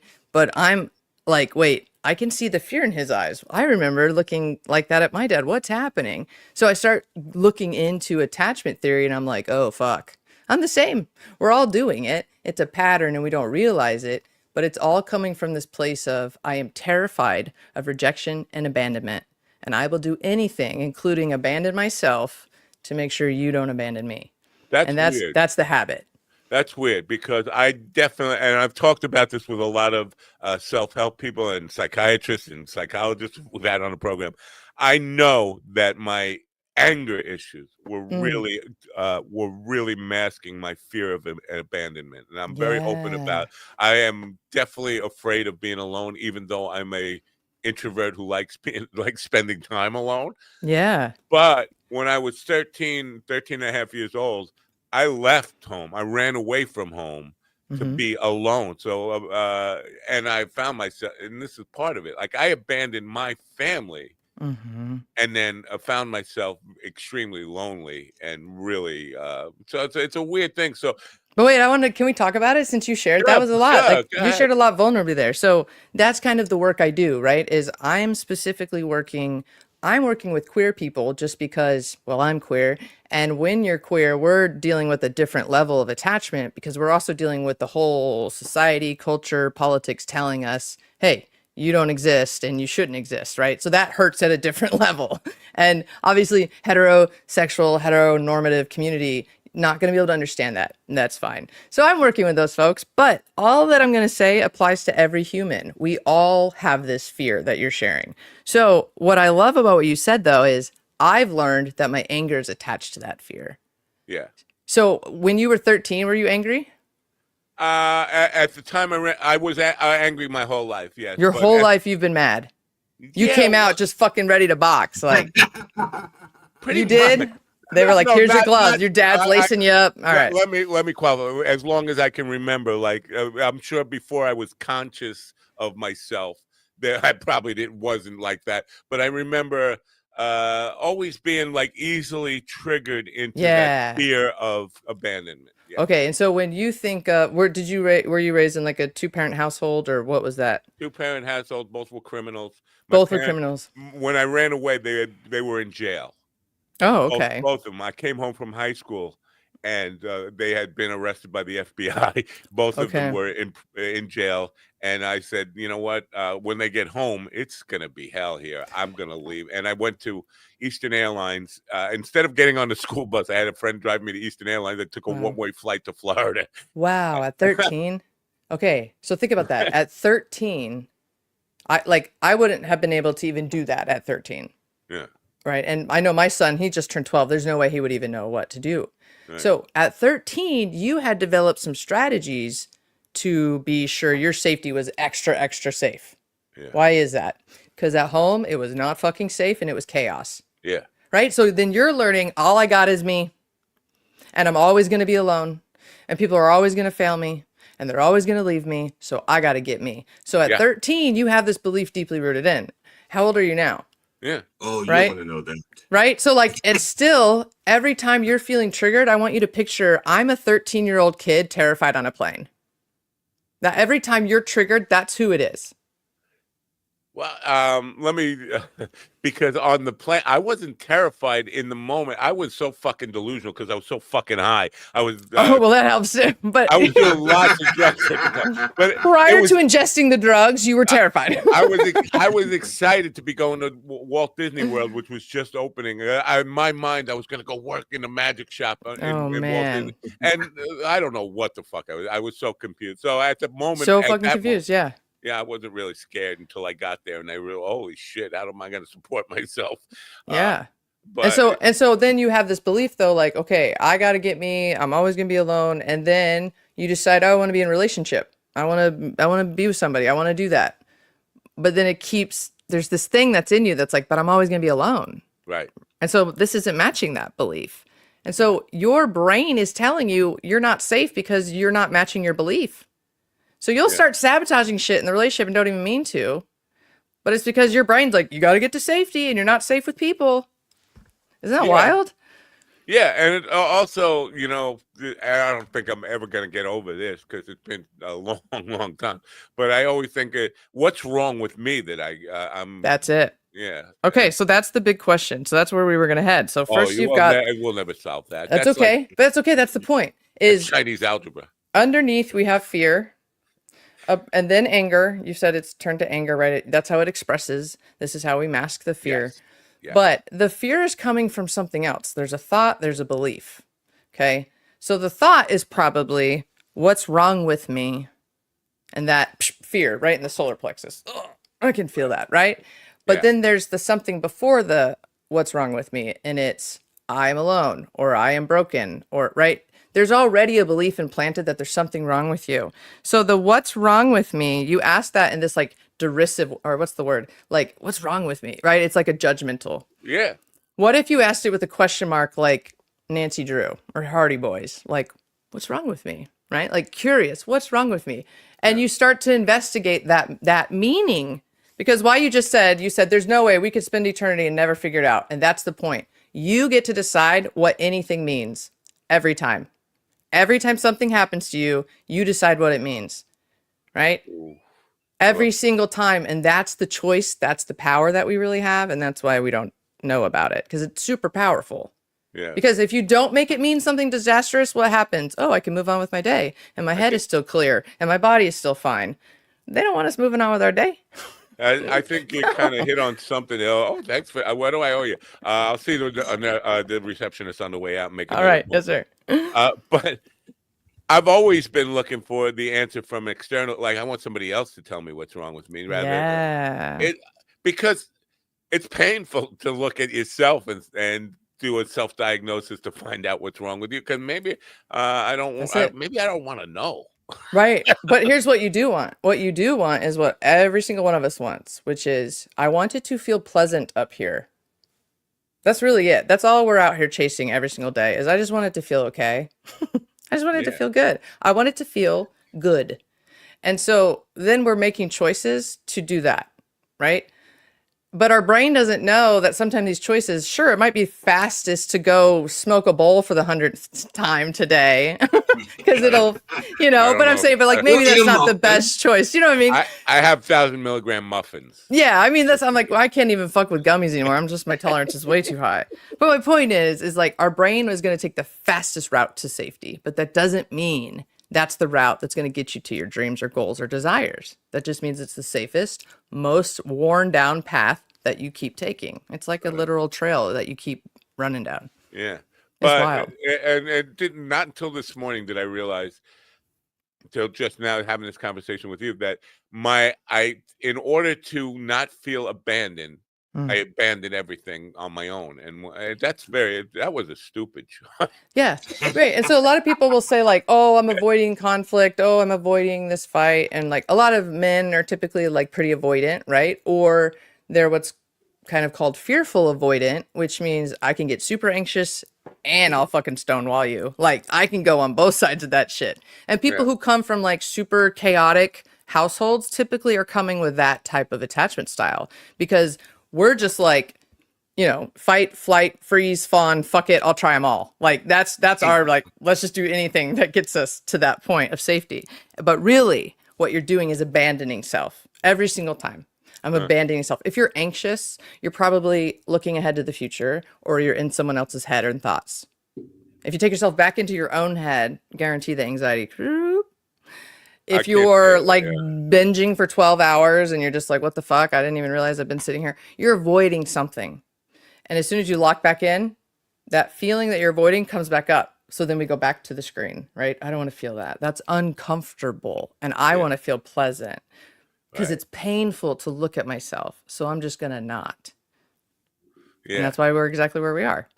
Well, there's a lot of, I feel a lot of, that resonates with me, and that's what I go through. But with the anxiety, I can't tell you how many times a day I have to remind myself to stay in the moment because I'm always thinking about tomorrow or even later today. And there are times where, like, I have a gig on October 18th, and I'm already like looking for excuses to get out of it. Because what comes up when you think about it?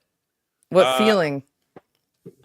Or sensation? It's an acting gig, and acting is not my strength. Okay, so there it is. So acting is not my strength. So then imagine your brain knowing October 18th is coming, and this is not our strength. We need to get the fuck out of this. You're going to have strep throat before the 18th comes. It's part of embarrassment of that I'm working with people who are good actors, who've been acting for 20 years or so. And so I'm a rookie, and I don't want their judgment of, look at this guy. Who does he think he's fooling? He's not one of us. Yeah, totally get it. Hey, a month ago, this is kind of how we got back in this conversation. GD and I, it was 3 days before my 42nd birthday. It's the end of August. And I had been in a pretty, like, I would call it depression. Hold on. The end of August 30th? No. August 28th is my birthday. Oh, mine's August 30th. Happy birthday. All right, so Virgo. we're right there. Yeah. Right. So does that make Virgo? We're both Virgo, right? Yeah. Okay. I don't know anything about that shit, but me neither. I think it's a virgin. But I do something like that. I do know that I enjoy things like this. I like talking. I like being on a microphone. And I was like, you know what? Fuck it. There's got to be open mics all over this place. And I'm kind of funny. I'm going to do it. And so I decided whatever I Google, I'm going to go to the next 2 that I can. I wanted to go to 2 because there wasn't going to be any nonsense about, oh, I didn't do good. Like, fuck it. We're going to 2. So I did. 3 days later, I was on stage. Okay. It's been a month. I've already had my first like guest gig spot. Right? Okay, so a month ago, I called it 5 mics in 6 nights. I just hit like for a fucking week. I went to every mic I could. And dude, I was terrified. I've never done stand up. I'm not an actor. I've never been on stage. So I'm just saying, everything that you just said, I was you a month ago. I was terrified, dude. But you got to just kick through it because you don't fucking know what comes after. Yeah. Yeah. You just don't. And if you walk into that space like, yeah, I'm a rookie and here I fucking am, that confidence is just going to fucking ooze off of you, man. It's an energy and they'll feel it. Yeah. They'll feel it.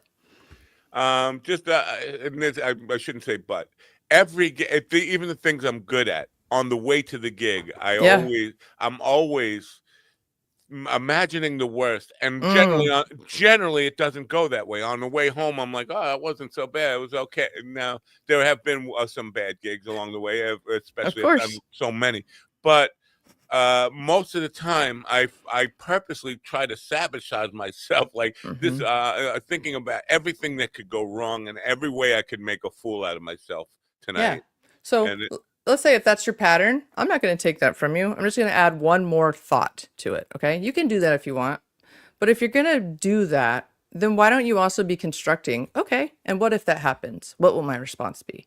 I've already done that with bombing. Everyone tells you're going to bomb. Oh yeah, that's fine. But I've already deconstructed what bombing means to me. So I've already experienced it differently than you will. Yeah. Right. So if you can just start being like, man, the worst thing that could happen is I shit my pants. I don't know what your worst thing is, but like whatever your worst thing is, like, okay. And then what would I do? Right. And then figure it out. And it demystifies the worst thing.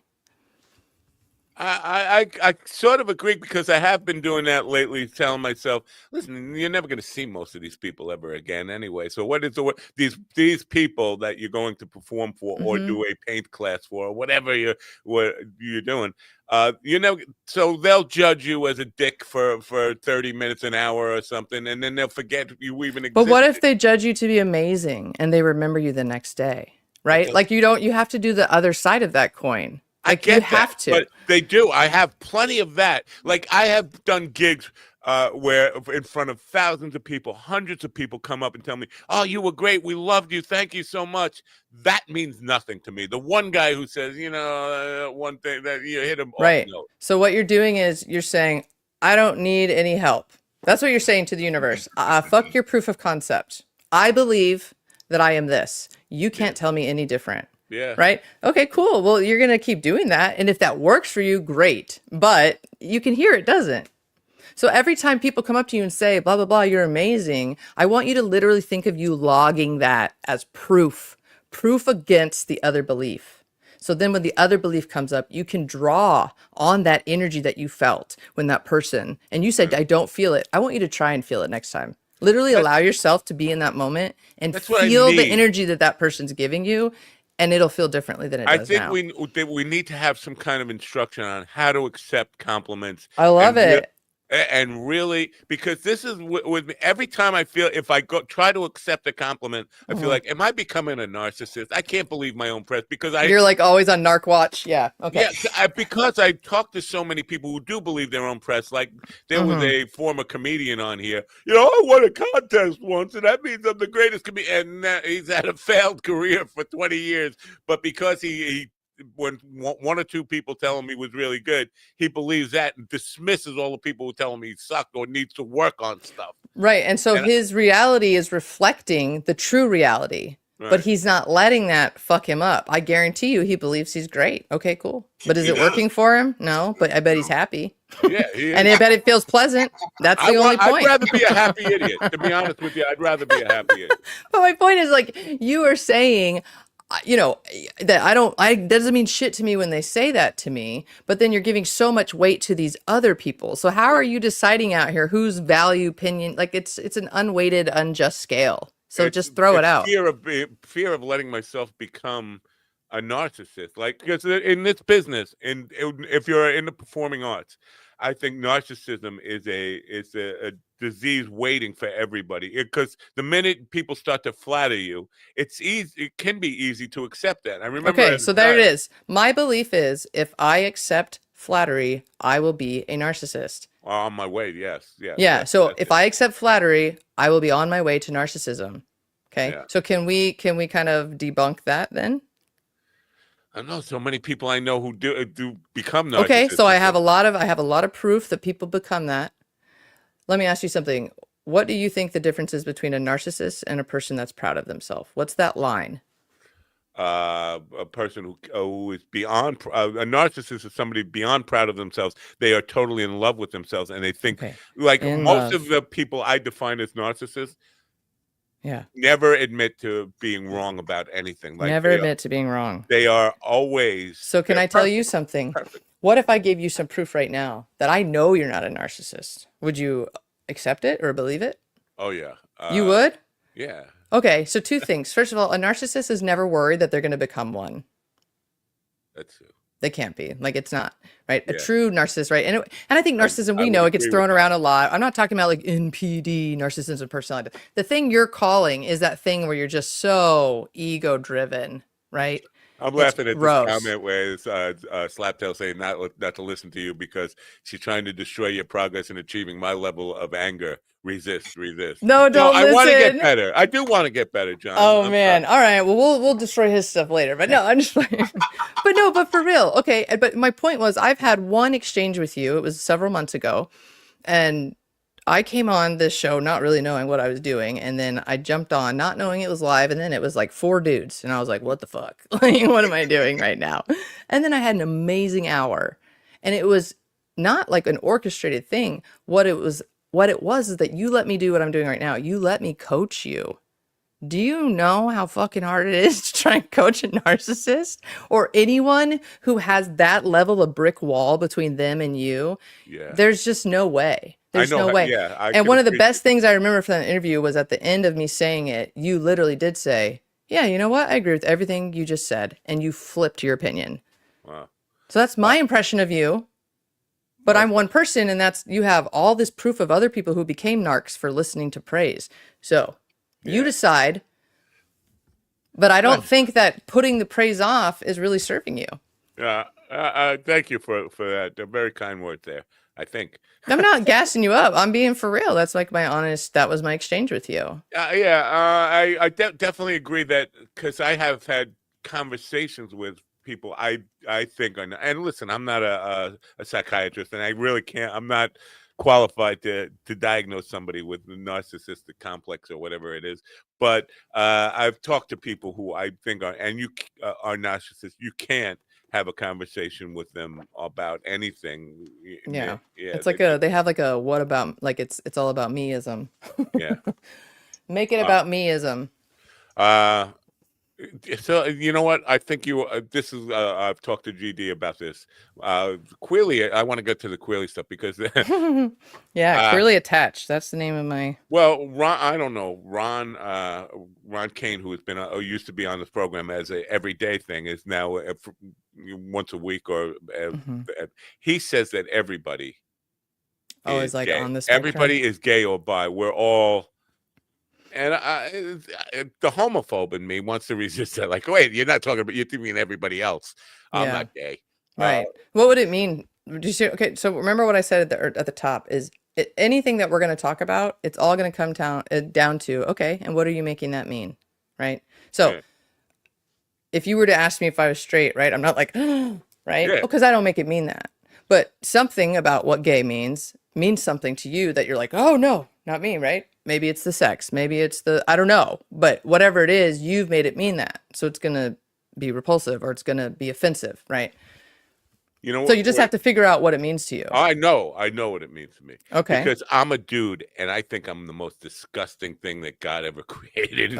So you're like, you don't have, you're like men are gross. I can't imagine wanting to kiss me. Ever. Like, I must be the most disgusting fucking thing to ever kiss. I like a woman. I can't, like a woman who has kissed me. They deserve a Saint Award or something, whatever. So I can't imagine. I think they call it. So this still. So really, it still is about how you feel about yourself. Yes. Okay. Totally. And I think I'm a guy. If all guys are like me, ew. That's what I think. So it seems like you would then be challenging your friend who is saying everyone is gay, right? Yeah. So, I mean, we're talking about this spectrum, right? That's what they call it now, right? This spectrum, and it's fluid. And God, I have no idea. I'm going to be for real with you. I have no fucking idea. I've been listening to a lot of podcasts about history because I don't know shit about it. And now we're in this time and I'm like, oh, I don't know anything about history. What's about to happen? Right. So I've been like, okay, history doesn't repeat, you guys. I think it rhymes. That's what I've learned. History rhymes. It doesn't repeat. So anyway, I go back, I'm learning all this shit and I'm like, oh, I didn't know like the Greeks and Romans, like everybody was fucking everybody. Like I had no clue. And it was no big deal. It was part of military training and it wasn't even called hazing. It was just like, yeah, this is my fuck buddy. Like no biggie. Yeah. And it wasn't until we started moving, right? Modernizing, right? And then we start to have class war. Right, all these things start happening, and then all of a sudden, homosexuality is a thing. So even in the Bible, so it's just this thing. Like, man, I don't know. I still go back to gay folks weren't the ones who asked to make it a political argument. Y'all made it a political argument. So, I mean, we're not out here trying to get politicized. Is the point, I guess. Right. But I do think that there are absolutely people who say that they are. I'm so diehard straight. I think there are people for sure who have some denial about stuff, but I don't say I'm diehard straight. I say I'm a diehard homophobe because I've been in situations, and here's I try to articulate this. I have lots of gay friends. Being in the hair and beauty industry, I had hundreds of gay friends, people I had close relationships with, and I was fine as if we were in a room full of many people, but one-on-one, I was always afraid. Because you thought they were gonna like jump you. They're predators, right? Hit on me, and not that they would be successful in hitting on me. Is that I don't want to hurt them. I don't want to be that person. Time out. But then you have this belief that you are the illest, sickest, disgusting human. So why the fuck would a gay man want to hit on you? Do you know what I'm saying? But I'm saying, so you have two beliefs that don't even line up together anyway. They don't line up. You're absolutely right. So one of them can't be. Well, I have this thing where old ladies, like 80-year-old women and gay guys, think I'm catnip. They just want to play with me. I'm gonna think it has something to do with the mustache, but I don't know. I'm a lesbian, so I can't speak to that. Or I look like a 6-foot-tall penis from the back. I mean, it is a little phallic looking. Yeah, you're right. There is a little. Yeah. I don't know. I don't know much about it, but my fear comes from not wanting to be, because I've been in that situation where I hit on a girl and she rejected me, and I know how much that hurts, and I don't want to do that to my friend. There it is. All of a Look sudden, how much control and power you have. Look at you. I know, You're like out here creating people's feelings. I don't know if you know this about me, but I'm a podcaster. Come on. That's crazy. You can create other people's feelings. That's bonkers. No, you fucking can't. No, you can't.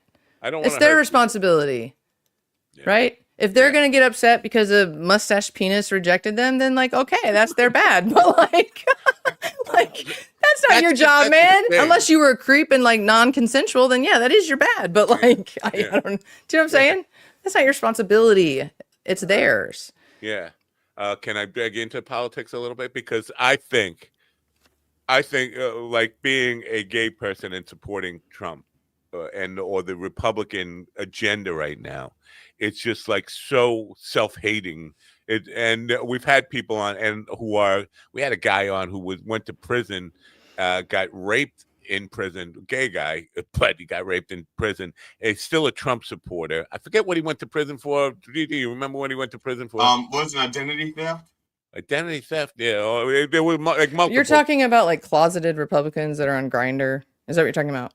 Yeah, basically, or people who are openly gay but still report. It's the same as being any kind of minority and still being for the people who want to get rid of minorities. I think, and I don't think this is a conservative idea, a traditional conservative idea. I think this is a Trump Republican idea that has adopted conservatism or taken it over, but. I think those people they clearly have a bone against trans people. Like trans people don't have a right to exist. They won't come out and say that. But I also think they feel that. Oh no, they've said it. Everything in the alphabet, the LGBTQ plus, whatever the alphabet is. I think they think all of those people don't have a right to exist, even though some of them are. Yeah, but who was it before trans people though? Who was it was the Jews. No, Well, I there's think still some. Muslims, Who was the public enemy number one just last year? Who was public enemy? Muslims, There's these terrorists, these ones who coming over our borders, right? It's these illegal immigrants, aliens, yeah, right? yeah. It doesn't really matter who the target is. The point is, why are they targeting anyone? So the Scapegoat. target moves. Yeah. Mormons right now. Look, I'm an ex-Mormon. Okay, you want to talk about politics? I mean, come on, like let's UVU shooting. There's a Mormon guy, and then Mormon. Like that's a lot. Why are we like? Yeah. And then all you're hearing on the media is about Mormon. Like I couldn't tell you the religion of any other school shooter. No clue. No idea. Yeah. Weird. But now you're seeing the rhetoric. If you're on Twitter, you know what's happening on Twitter about Mormons. Yeah. So interesting. Illegal aliens, trans people. Now we got Mormons. Like, do you see? It doesn't really. It's just a whole separate and divide business, guys. Yeah, I agree. I've been saying trans is the Jews of this Reich for a while. Like it's all about scapegoat. We need somebody else to blame for the problems. And but just this morning, Elon Musk is telling people to cancel their Netflix accounts because they have a children's program that has a character who is non-binary who uses the pronouns they them, so we should all cancel Netflix, right? But like that's insane. Like you think about what's going on out like the global flotilla that just got captured. They got intercepted yesterday in international waters, an actual war crime, right? And here they're like, nope, non-binary cartoons, right? Like it's literally it's a shift their focus. That's all they're trying to do is so that we are over here arguing about fucking pronouns while they do what they do. Like it's, and we're Americans. We're just gonna keep, right? Like it's a sad thing, but I think that the division is becoming more and more clear that this is like it's like a psyop. It feels like a freaking psyop, right? And if you really start to look back, it goes back decades, and that's when it gets a little crazy. Do you know any people within the that little alphabet, the LGBTQ, who are Trump supporters? Not many. I thought you were gonna ask me a different question. My actual sister they're leaving the country. She has 2 trans kids and they're leaving. Like they feel terrified. They live in the South and they're just, I mean, they're talking about crazy stuff there. So, I think I do. I know one woman, and you know what's interesting? She's also the only millionaire I know. So, the ones that I know, it seems like really they're trying to protect the money, which seems like that's what most of them are trying to do. They seem to, well, I'm not going to, because I don't really know. I had that one guy on who I ended up throwing off the show. I forget why. He called me a libtard or something. But there's a black guy who is a supporter of Trump, and he's writing me books, and I don't even know why he picked me out, but he's trying to justify his conservative viewpoints. I don't even think the conservative viewpoints. Again, I think this is a new kind of bastardization of conservatism. But and you don't know many of them, but I'm just wondering if it's the same with gay people or what, that they feel like they have to justify their political affiliations in some way. Like this guy is writing me books every day in DMs. It's like, I didn't ask. I would imagine, I mean, you have to think about it. If you were in the queer community and you were a Trump supporter, I would imagine that you would probably feel like you should keep that quiet. So I would imagine they're in the closet about it. I don't know. But I think really for me, what has become more important, and I'm saying just in this last month, is less about all eyes on Trump, who is clearly in a decline, and more about like the why, right? Like why? What is behind this? I think that's the more important question, instead of just like, taking the bait every single day. And especially if you're tuning into like mainstream media, like all they're showing is horror. And it just makes you kind of question mark. Yeah. So I don't know. I think at this point, Trump is in a decline, and I think taking a lot more attention than is actually required for this moment. I think there's a lot more important things than like his last I think it'll tweet. get worse. People think when he dies, it's going to get better, or when he leaves. Because he's given license to half the country to just freely express their hatred and fears and all that kind of stuff. Yeah, and it definitely is. It's that same thing. It's all about beliefs, right? Like it doesn't. That's what I say about this Epstein list. I'm like, we know And it almost is like, I want to see your heart. Like, what do you really need this list for? Like, what's happening, right? Like, we know what's on there, right? And it's almost like, guys, there has been so much proof of who this person is, and you're not. It doesn't matter. It doesn't matter what you're going to be shown because you believe what you believe about it. And so it's just not going to match. We really are right now in this space of, people are saying it's like we're in a different timeline. But if you accept what I'm saying about reality and that whatever you make it mean is what it is, then we are living in very different realities in this country right now. And that's scary. I think one of the issues. Wait, he speaks. Yeah. I'm sorry. I think one of the issues with the Epstein files list is that there are people who have decided that there are those who want proof that Trump isn't on it because they want to know that their God or their Jesus is not a pedophile. Right. And they want proof of that, which whether he's on a list or not isn't going to prove it. He is. He's a lech. Right. And then there are those who detest Trump who want proof that he's a lech and a pedophile. And again, whether he's on that list or not, he's a lech. We know it. Yeah, that's the thing. Is like, you really need to see that. Like, you need to see it happen to understand. Like, how context clues. Guys. Like, there's context clues. Like, come on. We have his own words and his own actions to verify. Like, I don't. Yeah. To me, the list is more indicative of, if it really was just about him, they would have released it. There's something far greater in these files. It's not a client list, it's a file, right? And it's really that there's something greater that can't be uncovered, right? How many of them, how deep this goes, right? Yeah. Who allowed him to launder his money, stuff how like tied that. things are to other places. Yeah, like all of that would be detrimental. And and all the power sources that were who knew about it and were protecting it would then you come down to this whole deep states, not deep state, deep states, because several countries are involved in this whole thing. Well, even what's happening this week, you can see like half the country doesn't even want to believe what they're seeing with their own eyes, right? Like, it literally is happening in front of us, and it's just denial. So let's switch gears a little bit. I would love that. I do want to switch gears because I want to just Kylie, I want to ask you something this is for me because I'm starting to feel like a bad person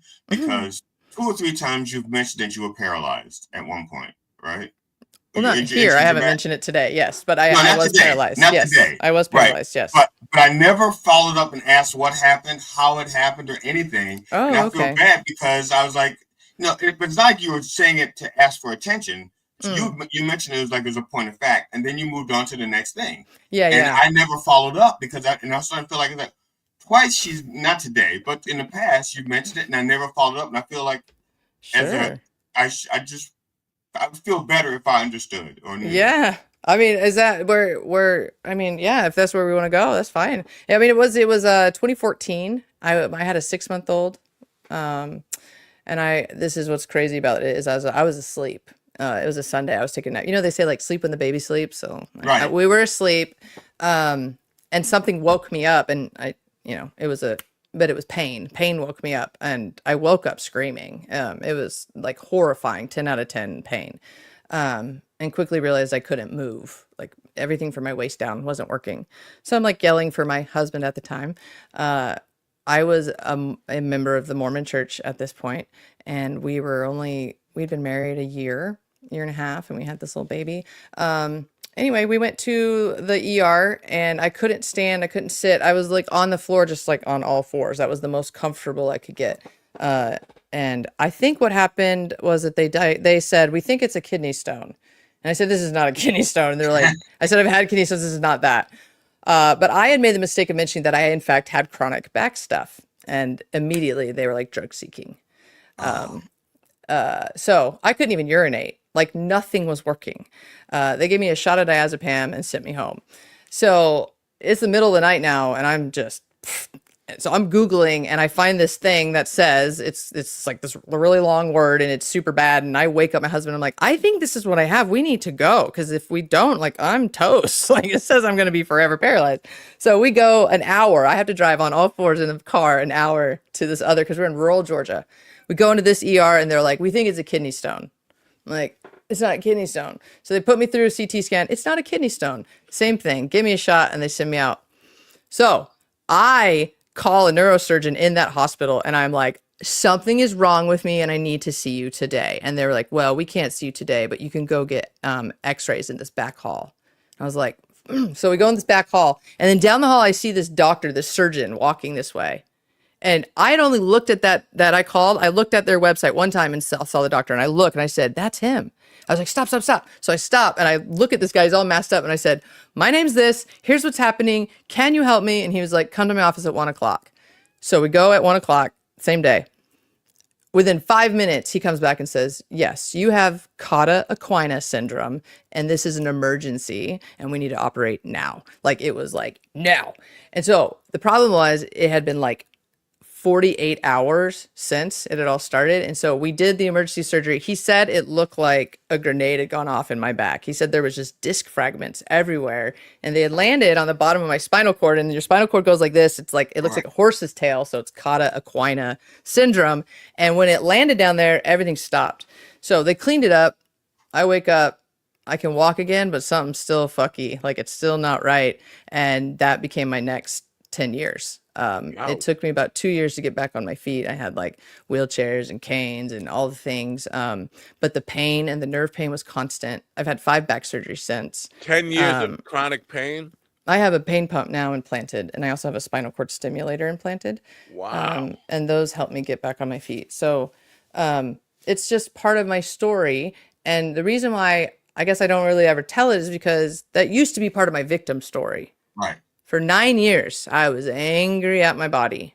My body betrayed me. Fuck you, my body, right? Like, I was an athlete. I was so excited to be a mom. Like, all that just gone. I was a recreation therapist. My job was gone. I worked at the VA hospital, gone, right? Newly married, gone. Had to put my husband back in school because I was making the money, right? Like, all this shit goes down. And then about the 9-year mark, I realized, fuck, it's almost been 10 years.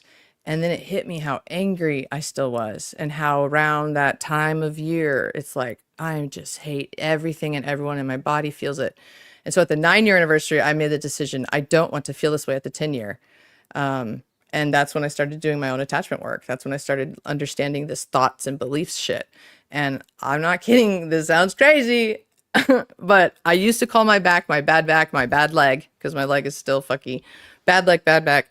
When I started calling it my healing leg and my healing back, my pain started changing.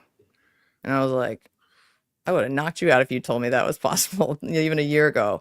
But it's true. And it's not that the pain is gone, but it's that I think about it different. So then it's like, you don't notice it the same. And then somehow I'm out of bed a lot more. And I started practicing that. So for 3 months, I decided I was not going to let an emotion go by without allowing it and releasing it, because emotions only take 90 seconds if you allow them. And I did that for 3 whole months, and it has been the most extreme, like, healing that I've experienced in this 10-year time. It's been unbelievable. Well, let me just, this is, now you're going to hate me like most lesbians hate me. Mm-hmm. You always say that. He even said it on the podcast I was on with him. GD did. They do. Listen, I don't know what, but yeah, I'm easy to hate. Whatever. Healing, getting better, is antithetical to your comedy aspirations, because I think in order to be a good comedian, you have to be so broken, and you're trying to heal the broken. Yeah, well, but I think really all comedy is like professional trauma dumping, is what I've realized. It's like we're all just up there. Like, I could get up there and be like, my dad's so fucked, and you guys be like, how fucked is he? And then we'd be like, we all came from a fucked past, right? And like, that's all it is. Yeah, Sam Morrow was getting heckled the other night, and a woman said, there's something wrong with you. He said, ma'am, I'm talking into a microphone. I think you can assume that I'm totally fucked up. Yeah, exactly. Like, this is crazy to be up here trying to make strangers laugh. Yeah. Wild. And that's another part of like this cycle of, if I get better, am I going to, if I heal myself or of these things that I torture myself with, is that going to kill my creativity? And no, can I tell you why not? Because not? think about how much torturing takes up brain space, how much thinking. Yeah. So when I started doing this and stopped believing every thought, got a lot more quiet up here. And that's when I created Queerly Attached. That's when I created what I'm doing. That's when I created the podcast. That's when I wouldn't have been on the stage 2 years ago. I'm in bed upset about something. There's just no way. So Yeah. when I started to do this, my life changed because there was space to start creating. We don't have time when we're stressed and like all of it and all the things, and we're taking on everybody else's feelings and responsibilities, and there's just no time. So I'll That's challenge you on that. I find now this is not the equivalent, but when I quit smoking weed, I quit smoking weed for 10 years. I'm And working that my right now. fear about quitting smoking weed is if I do it, I'm not going to be able to write songs anymore. And so, and I have to admit that for the first month or so, I wasn't. I was just consumed with this idea that I can't write songs anymore because I'm not smoking weed. Exactly. But then eventually it just came out and I started writing songs. I'm like, wait a minute, I didn't smoke any weed and I'm writing songs. Maybe I was wrong about this. Imagine And that. so I went on for 10 years until somebody left a roach of really good weed in my studio. Oh no.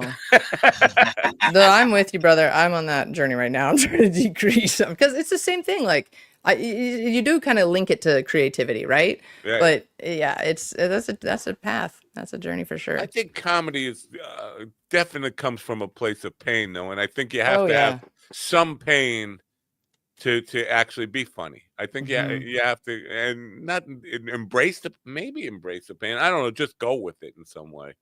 What's the quote? What's the quote, Pain and GD? self-awareness. I think if you're going to be a comedian, a good comedian, you some pain to have overcome, but also self-awareness. I don't think a narcissist could be a comedian because I don't think they have the self-awareness. That would be funny though if we all knew they were, and so we were just laughing at that fact. Is like, look at that unaware narc being narky. That would be kind of funny. I think they say things that they think, or they imitate things that they think are funny. Yeah. I don't think they have the self-awareness to be funny. I know we're probably trying to close out, but I'm curious. What do you think makes good comedy? I think I make good comedy. No, there you go. No. Okay, that's fair. You got to believe that, I think, to get on stage. I think surprise is a big element. I didn't see it going there. That's the biggest thing for me. Is like when somebody is doing a piece and I assume they're going here with it, and then they throw a curveball at me. That's my instinct to say, "Wow, that was pretty fucking good." I call that like smart comedy. Like I like that. I like when they like tag it all together. What is that called? I'm new, guys. What's it called? Yeah, I love a callback. I love a callback. Now, for me, good comedy depends because I have the way I approach comedy is that there's like 12 different types of people in the audience, or 12 different things that they'll laugh at or respond to, and so I try to like hit on all those things. So some people like the callback, some people like the surprise, some people like the journey, you know. And you know they like getting there because some people they'll figure out the punchline before you get there. Yeah. But so you have to take them on a good journey so that even though they already know where you're going, it's like, oh, I enjoyed that trip. I knew where you were going. I knew as soon as you said this, you were going there.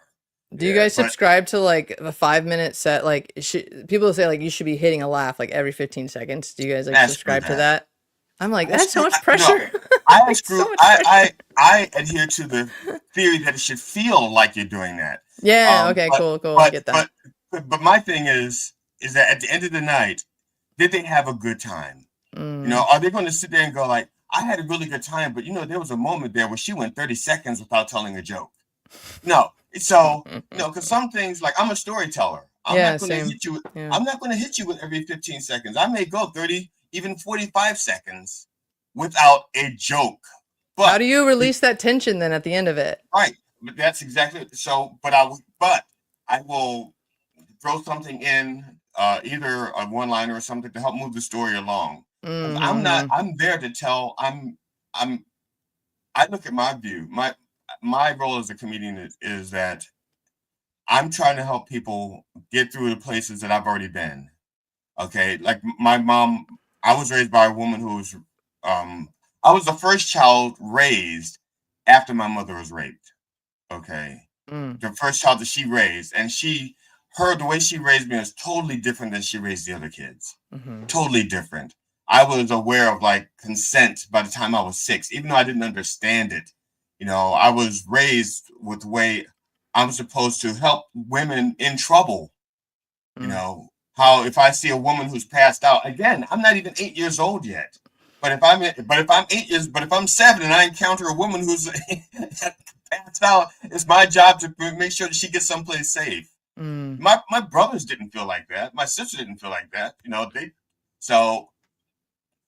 Because I saw what my mother went through with her rape. When I talk about that, I'm trying to get people to understand. It's like, okay, yeah, it's not your fault what happened to you, and bring you to this place, or the fact that I had, some quite a bit of abuse in my childhood. Okay, it doesn't define me. Like a therapy session. Yeah, it doesn't define me. And it doesn't have to define you.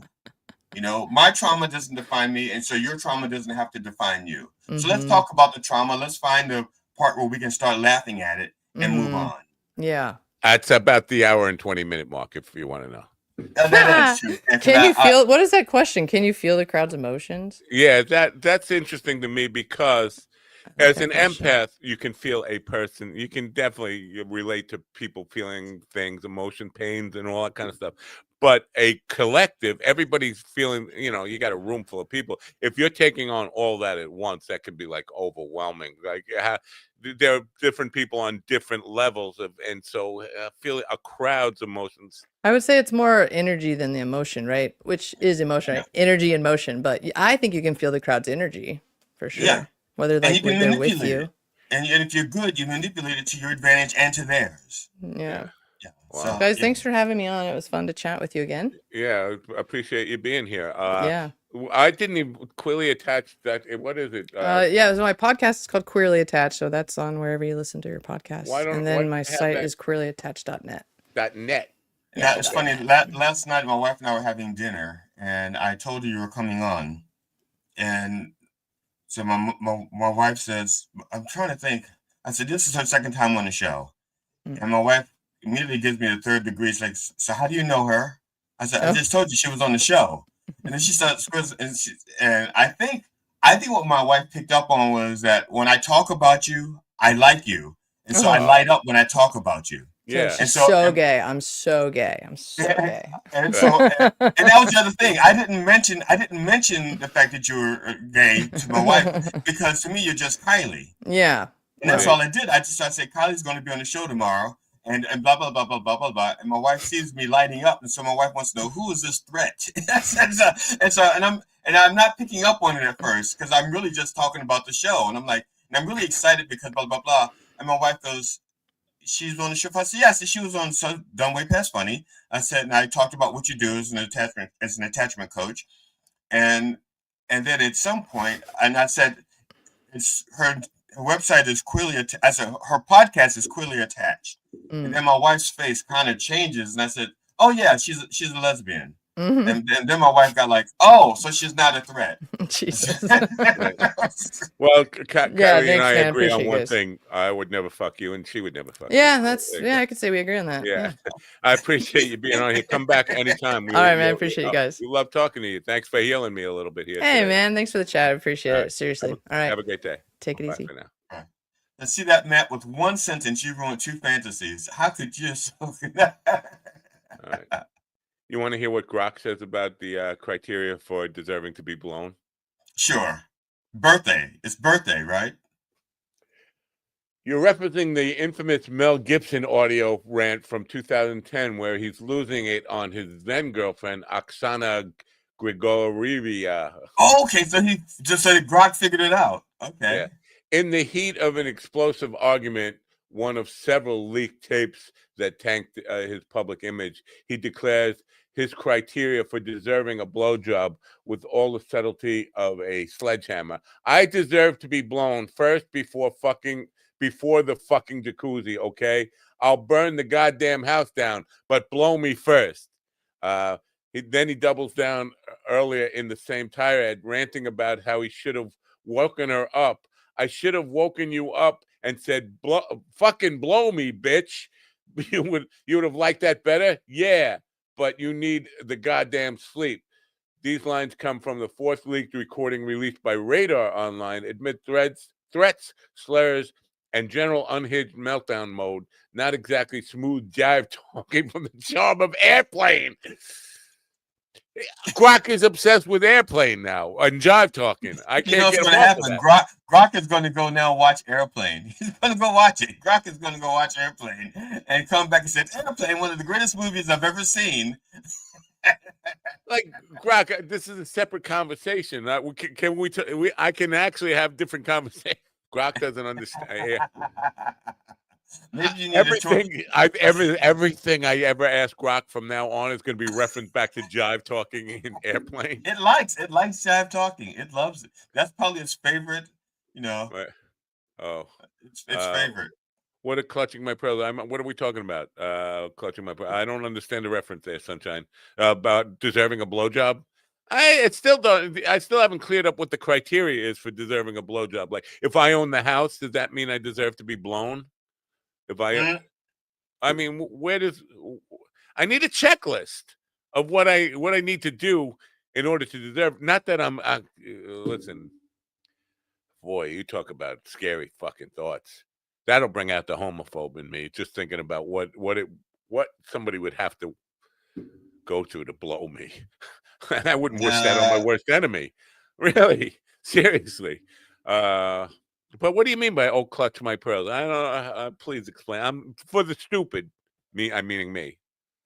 See, Ian, who loves to destroy me, would definitely. You notice when I started to get like some therapy there from Kylie, Ian backed off. He like, yeah, I'm not sticking around for this guy getting better. I like him fucked up and broken. That's who I signed up for. Anyway, what are you doing? You're writing down. You're texting people. What are you doing? You're not even. I'm sending a. You're getting a blowjob, aren't you? From Oksana. I'm sending a note to Kylie. Oh. I cut and pasted the comment because she wasn't gonna see the comment. Nobody. So I cut and pasted it and sent it to her. It was Anne's comment. About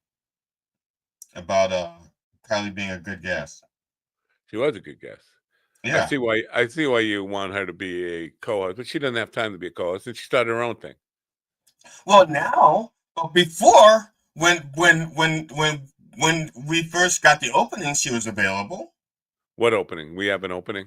Well, when Ron and Steven jumped ship. Left. You call that an opening? Well, whatever. What I do you call that I call that a closing. And, okay, well, the closure. When we first got that closure. Yeah. So, yeah, I think she's super cool, fantastic. She's probably too healed for comedy, though. You can't. I don't think. I don't know. I don't know if there's such a thing as too healed for comedy. I think because one thing, there's always going to be new traumas and stuff like that. But also, there's always, like I said, there's always new traumas. But I think if you got your shit together as a comedian or as a human being, if you got your shit together as a human being, which I think makes a better comedian, not that because the new guys, they're so raw in the sense that they're still going through the shit that they're trying to talk about. And so quite often the audience can get uncomfortable.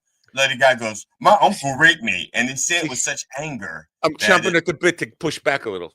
Go ahead, push. You're wrong. Your friend and mine, the Dr. Reverend Jelly Roll, yes. He says, in the name of George Carlin, Richard Pryor, and Robin Williams, all three of those guys remained fucked up until they died. Yeah, but those are not his first choices. His first choices, if you probably missed that episode, why he explained why he uses those three names. Oh no, they're not his first choices. His first choices, nobody would know who the fuck he's talking about, and so he went to other choices. Well, yeah, that's fine. I'm not talking. It doesn't necessarily have to be who his first choice is. I'm just saying that those are three people that I think we would admit were great at comedy. I'm sure I'm too healed for comedy. Next time, no, I don't want you to bomb. I don't wish you bombing on. No, but I think I like that.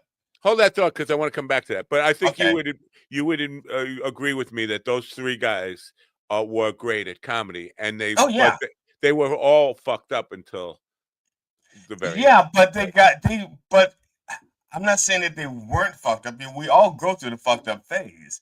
But I'm saying at some point though, you get to the point where I'm not saying you're healed. Don't put this down yet. I want to come back to that. Okay. Kylie says, I'm sure I'm too healed for comedy the next time I bomb. Well, I've got this idea. I probably shouldn't put it out because somebody else is gonna. Because I'd love to pitch this to a network or something.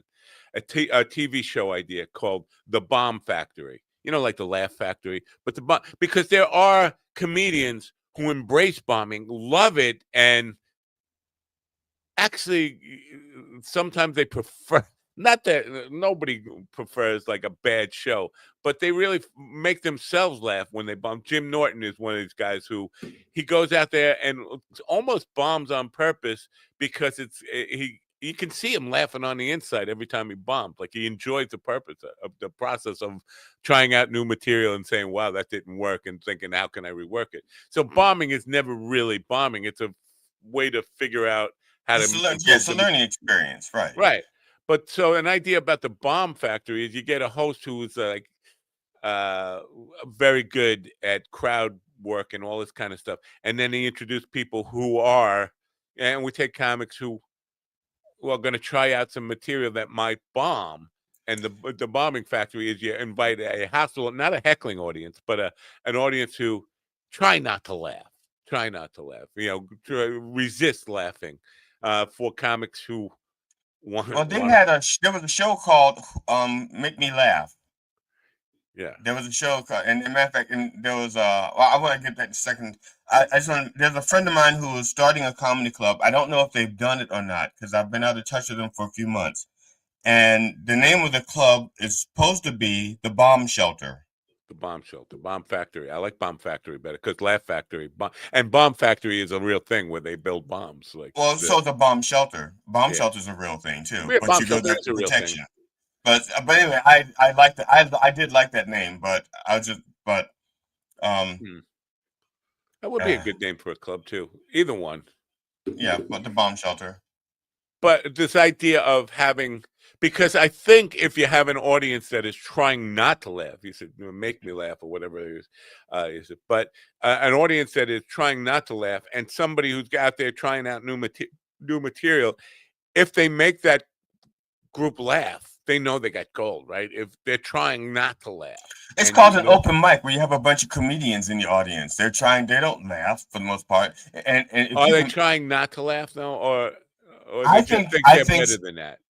I think it's a combination. There's some comedians that feel like if they laugh at your material, they're admitting you're better than them. You know, in other words, they don't want you to do better than them, so they're not going to laugh. I do know that contingency exists because I've faced it first. I've seen it firsthand. I've even had people say to me that was good, but if I laugh, you know, but I'm a comedian, I can't laugh at that. That's what they said. That was what their word. That's what their word was. I'm a comedian. I can't laugh at that. I think this goes to what Kylie was saying in this comment here. They laugh at each other when it isn't funny. I have, in my experience in going to that comedy supportive thing, yeah. When you're at a show and there are comedians in the back of the room and you don't see them laughing, every time a joke doesn't land, that's when the comedians in the back really light up. They love seeing another comedian on stage with something that doesn't laugh. And I'm not sure if that's like shared experience, empathy type of thing, or that it's like this jealousy thing that you kind of are alluding to. I don't know what I'm almost positive is the last open mic I did with Ron, the Mr. Tongue open mic comedy showcase. When I went last, I went last, and when I got up, all the comedians got up and started to walk out. I hadn't even said a word. I had not said a word, but it was going to take them like 45 seconds to a minute to get out of the place. I see them as soon as I took the mic, they started gathering their stuff. They're starting to stand up and they're starting to walk out. And I started my set, and I got to the end of my first thing, my big punchline, and they broke up. They all just broke up laughing. And I knew, first of all, it was a funny bit when I did it. I wouldn't have done it if I didn't know it was a funny bit. But they burst out laughing, and they were outside talking. When I was done and I went outside, they wanted to talk about how funny that joke was, my opening joke was. And they didn't stay for the rest of the set, so they have no idea how funny it was because they walked out. But I know, that sometimes you can do that and get the comedians to fucking laugh, but they don't want to. I just want to Comedians don't say want to they're a have little information. slow getting out because they're trying to follow a guy who's blind. That's the problem. Dino, Dino. I don't know Dino well. He's on my Facebook page, or I guess we're friends or whatever. Very funny person. Dino, you're welcome to come on the show sometime if you want. Just putting that out there.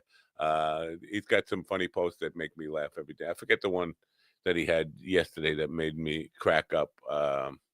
I'll go to Facebook today and find it and say, oh, yeah, that was really funny. Anyway, Dino, an invitation to you if you'd like to come on and bullshit with us sometime. Obviously, you have some things to say. Slaptail says, I think the medical providers she saw were dumb as fuck. Uh-oh. Yeah, see, the anger's coming out in John now. He gets angry pretty easy. Maybe he's got a fear of abandonment. When it comes to misdiagnosing and misinformation, he does that's his but listen, he's gotten mad at people who had said nothing about anything medical. And no, I understand that, but I'm just saying especially that is like an special thing for him. Yeah. Yeah. I had her most probable and concerning diagnosis from her initial symptoms she described. You are the king of diagnosis murder or something. Dino said, I laugh if it's funny. This is what I want to write. I laugh if it's funny. Dino a comedian?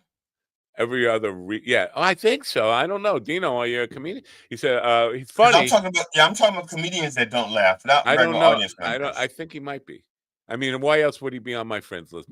If I look at my friends list, almost everybody's profile picture is with a microphone in front of a brick wall. It's like, wow, seems to be a lot of. It must be habitual. But he said every other reason is just gay and BS mixed with sperm. Now that's a cocktail. I don't know what we would name that cocktail. BS mixed with sperm. I think I call it I call that the Trump. Something I missed. See, now this is the difference between us and other YouTubers. I don't really consider we're everywhere. We're not just YouTube. I missed out on seeing a live comedy show, and I don't want to go now. I think I might feel uncomfortable. What? You've never been to a live comedy show? Okay, Sunshine, I'm going to have a compromise for you. If by chance you have not gone to a live comedy show by November 20th, I'm doing a live show, but I'm also streaming it on plausible.com. And so you'll get to see a live comedy show. I would start there. I really would start on plausible.com, watch GD's show there, and then let's gradually. You have to go to a comedy club and see it live. It's so much different than watching a special on television. You will laugh harder, you will laugh deeper, and you will leave if the comedy is good. You will leave feeling inspired. I hate to sound like a mushy dude, BS full of sperm guy, but yeah, a good comedy club experience is fucking magical. It really is. I mean, there are times when I've walked out and said and that's why I went to 31 live comedy shows in a year. A year ago, I did. So it's to me, it's.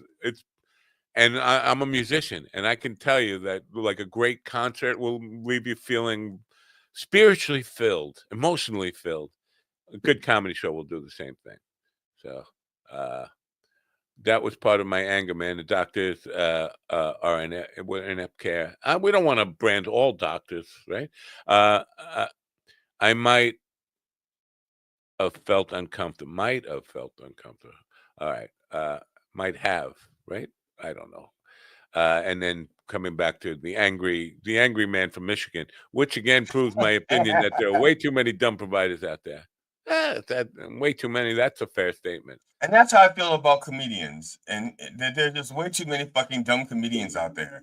We need to thin the herd. And I don't know how to thin the herd. I honestly don't, because the younger ones and mostly young people are the ones who seem to be going to comedy clubs. It seems I'll take that back, because when I'm out there, it's like people in their 30s and 40s. Well, they're young to me. People have some money that they can afford the drinks and the food and the overhead and shit like that. All right. Tomorrow we have celebrity chef Franco Olania on, and GD's going to ask all the questions because I don't know anything about cooking. You know, this guy was in the World Trade Center cooking when the plane hit the World Trade Center on 9/11. That's what started the fire. They're blaming the planes. They're blaming which building was he in? Which building was he? He left the Was he in gas building serve on 7? and ran out. Was he in building 7 and that's what caused it? It's like, holy shit. Did you see what happened in buildings 1 and 2? This is why you're going to run the show tomorrow. He was in building 7. Buildings 1 and 2 go up. He goes, oh, fuck it. He runs out and leaves his stuff cooking on the stove. Gas stove on. Blows up building 7. Yeah. Mystery I think we solved. figured it out. Mystery solved. Where's Alex Jones? We got to get him on the... It only took 24 years to figure it out. But that was 2001, right? 24 years? Yeah. Damn. Before we go, I briefly want to just touch on the Riyadh thing. Now, I guess it's over. Is it over? You don't even know. I don't know. I don't know. I haven't given a shit enough. I didn't even know Bill Burr was back. I didn't know they went. Right. Well, that's what I wanted to talk about. Bill Burr. They say Bill Burr is justifying. On an apology tour? He's not apologizing. He's justifying it, saying the royal family liked it. He said there was nobody out there. He said, I've been fed a bunch of lies about what these people are. There was nobody with machetes out. Like, of course they're not good. Nobody brings a machete to a fucking comedy club. I don't care where you live. Okay. I've seen machetes. Maybe when you're performing, I guess I could see why. Yeah. When I've been out there, people, in fact, they removed the magnetizers so that they could bring them into the club. In his justification, he's trying to make the case that not all Saudis are like we're stereotyping Saudis. And I don't think the idea is that everybody in Saudi Arabia is walking around looking for somebody to behead. I don't think anybody. It's that straw man defense. Fuck him. Right, but if you are a queer Jew, they're gonna chop your head. Especially if you're a loudmouth queer Jew and talking in those terms, they're gonna chop your head off. I think still, just because you didn't see them chop anybody's head off doesn't mean they're not head chopper offers. Oh, but they all laughed, and the royal family was nice and shit. But they chopped the guy's head off. You know that. The royal family chopped the guy's head off. So there you have your proof there. Oh, but they were nice to you because you're not a queer Jew. I'm sorry. Right. They paid you to be there. They paid you money to be there. They're going to be nice to you. Right. Yeah. So they would. You are part of their publicity stunt. But you would think, fucking moron. Before we give the guy $1 million, let's chop his head off so we don't have to. We could save that money now. But that maybe. Nah, they don't care. I'm not real familiar with Bill Burr's comedy, but fuck him for that attitude. That's stupid. This is the thing. I am a big fan of Bill Burr's comedy, but I'm thinking he's not doing himself any favors by trying to explain this, justify it. Just come out and say $1 million. Fuck him. Yeah, just say I took the money. Fuck it. Just say I took the money. Be a man. Be a fucking man and say I took the money. Totally agree. Like just fucking come out and say I did it for the money. Eddie Murphy. Yes. When he did that fucking army movie, he was in a fucking movie that I forget what the name of it, but it wasn't an Eddie Murphy movie. He just played a guy in a tank for like 15 seconds. And right. David Letterman said, "Why did you do this movie?" He said, "The check was like unbelievable." Yeah, be fucking honest. And this thing really, the people, there are people. Okay, we're not stupid. We know that there are people out there who make lots of money doing shit that other people do for a lot less money. Yeah. We're not stupid. Don't be ashamed of it. Don't be ashamed that you're making that kind of money and that people are throwing millions of dollars at you. Don't be ashamed. In some cases, you worked for that very thing. So just say, I've achieved what I wanted. People are throwing money at me to do what I love, and I'm taking the money. Just do it. Don't be a fucking pussy. I think he's going to lose some of his fan base here in America by he's trying to rationalize why. He should come out and say that he would keep all that fan base down. Oh, that's a fucking cool thing. You just robbed the fucking head choppers. You're a fucking man. Say and if he didn't violate any principles of his, what I'm saying is, for example, if he did it and he felt ashamed because he took the money and he violated his principles, that's one thing. But if he had principles that says, fuck it, it's just jokes and money, and that's his belief. Be proud of it. Stick to your beliefs. Don't be a pussy. One last thing on this. I haven't heard from Pete Davidson. I want to hear what Pete Davidson has to, because according to lore, and I guess it's true, that Pete Davidson lost his father on 9/11. These are the people you're performing comedy for the people who murdered you. That I can't imagine like what he's going to say. He did it for the money. Like that's a fucking be honest. Be honest. If he did it for the money, fine. Because he didn't do that to honor his father, right? Right. Well, what they're trying to say that they did it to kind of build a bridge or change people's stereotypes or change people from having stereotypes or get people to open their minds. It doesn't wash with me. Because the Saudi I don't family, think. the Saudi family is not the Saudi people. Right. We're not stupid. The Saudi family is not the Saudi people. Don't think you're going over there to make Saudi people look good. You're over there for the Saudi fucking family. I am totally not prejudiced against Muslims or people who might be from Saudi Arabia. If I meet one of them, and I know one of them, a guy who owns a convenience store, he's a great guy. He's not a head shopper. The royal family, the people who put on this fucking show, are head shoppers. Right. They're the ones who killed Khashoggi. They're the ones who, pretty much say, okay, child fucking is pretty good to us. They're the ones who are funding terrorists. Okay, I gotta they're look the this ones. up. Kelly's saying maybe she's pretty sure Pete did say he did it for the bad. Well, we'll find out. I'll look that up. But I haven't heard. Bill Burr came out with a statement last night about it, and so apparently it's over. I didn't even know it was over. I thought it was still in the future.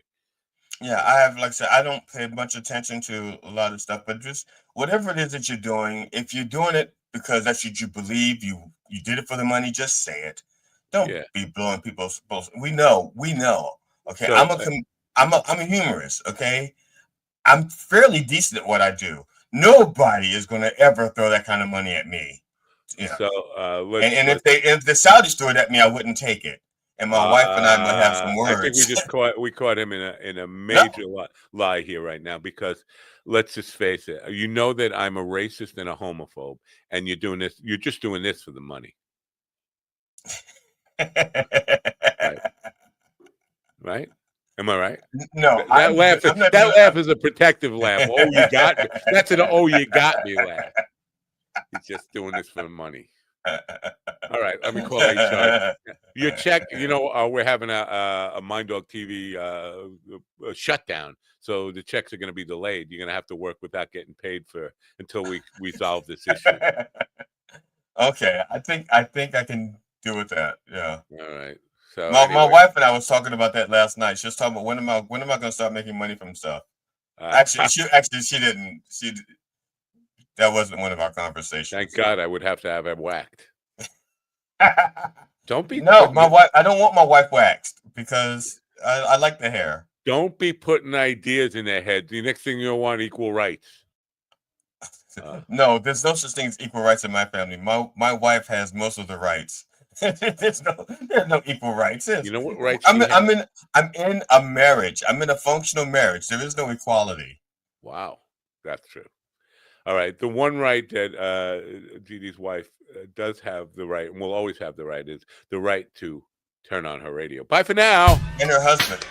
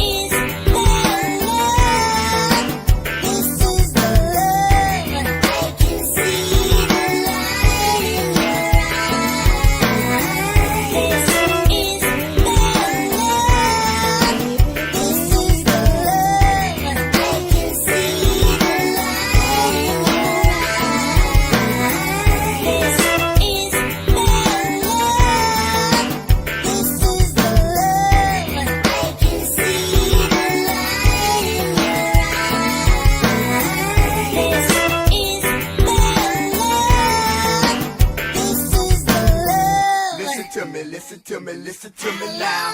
Listen to me now. Listen to me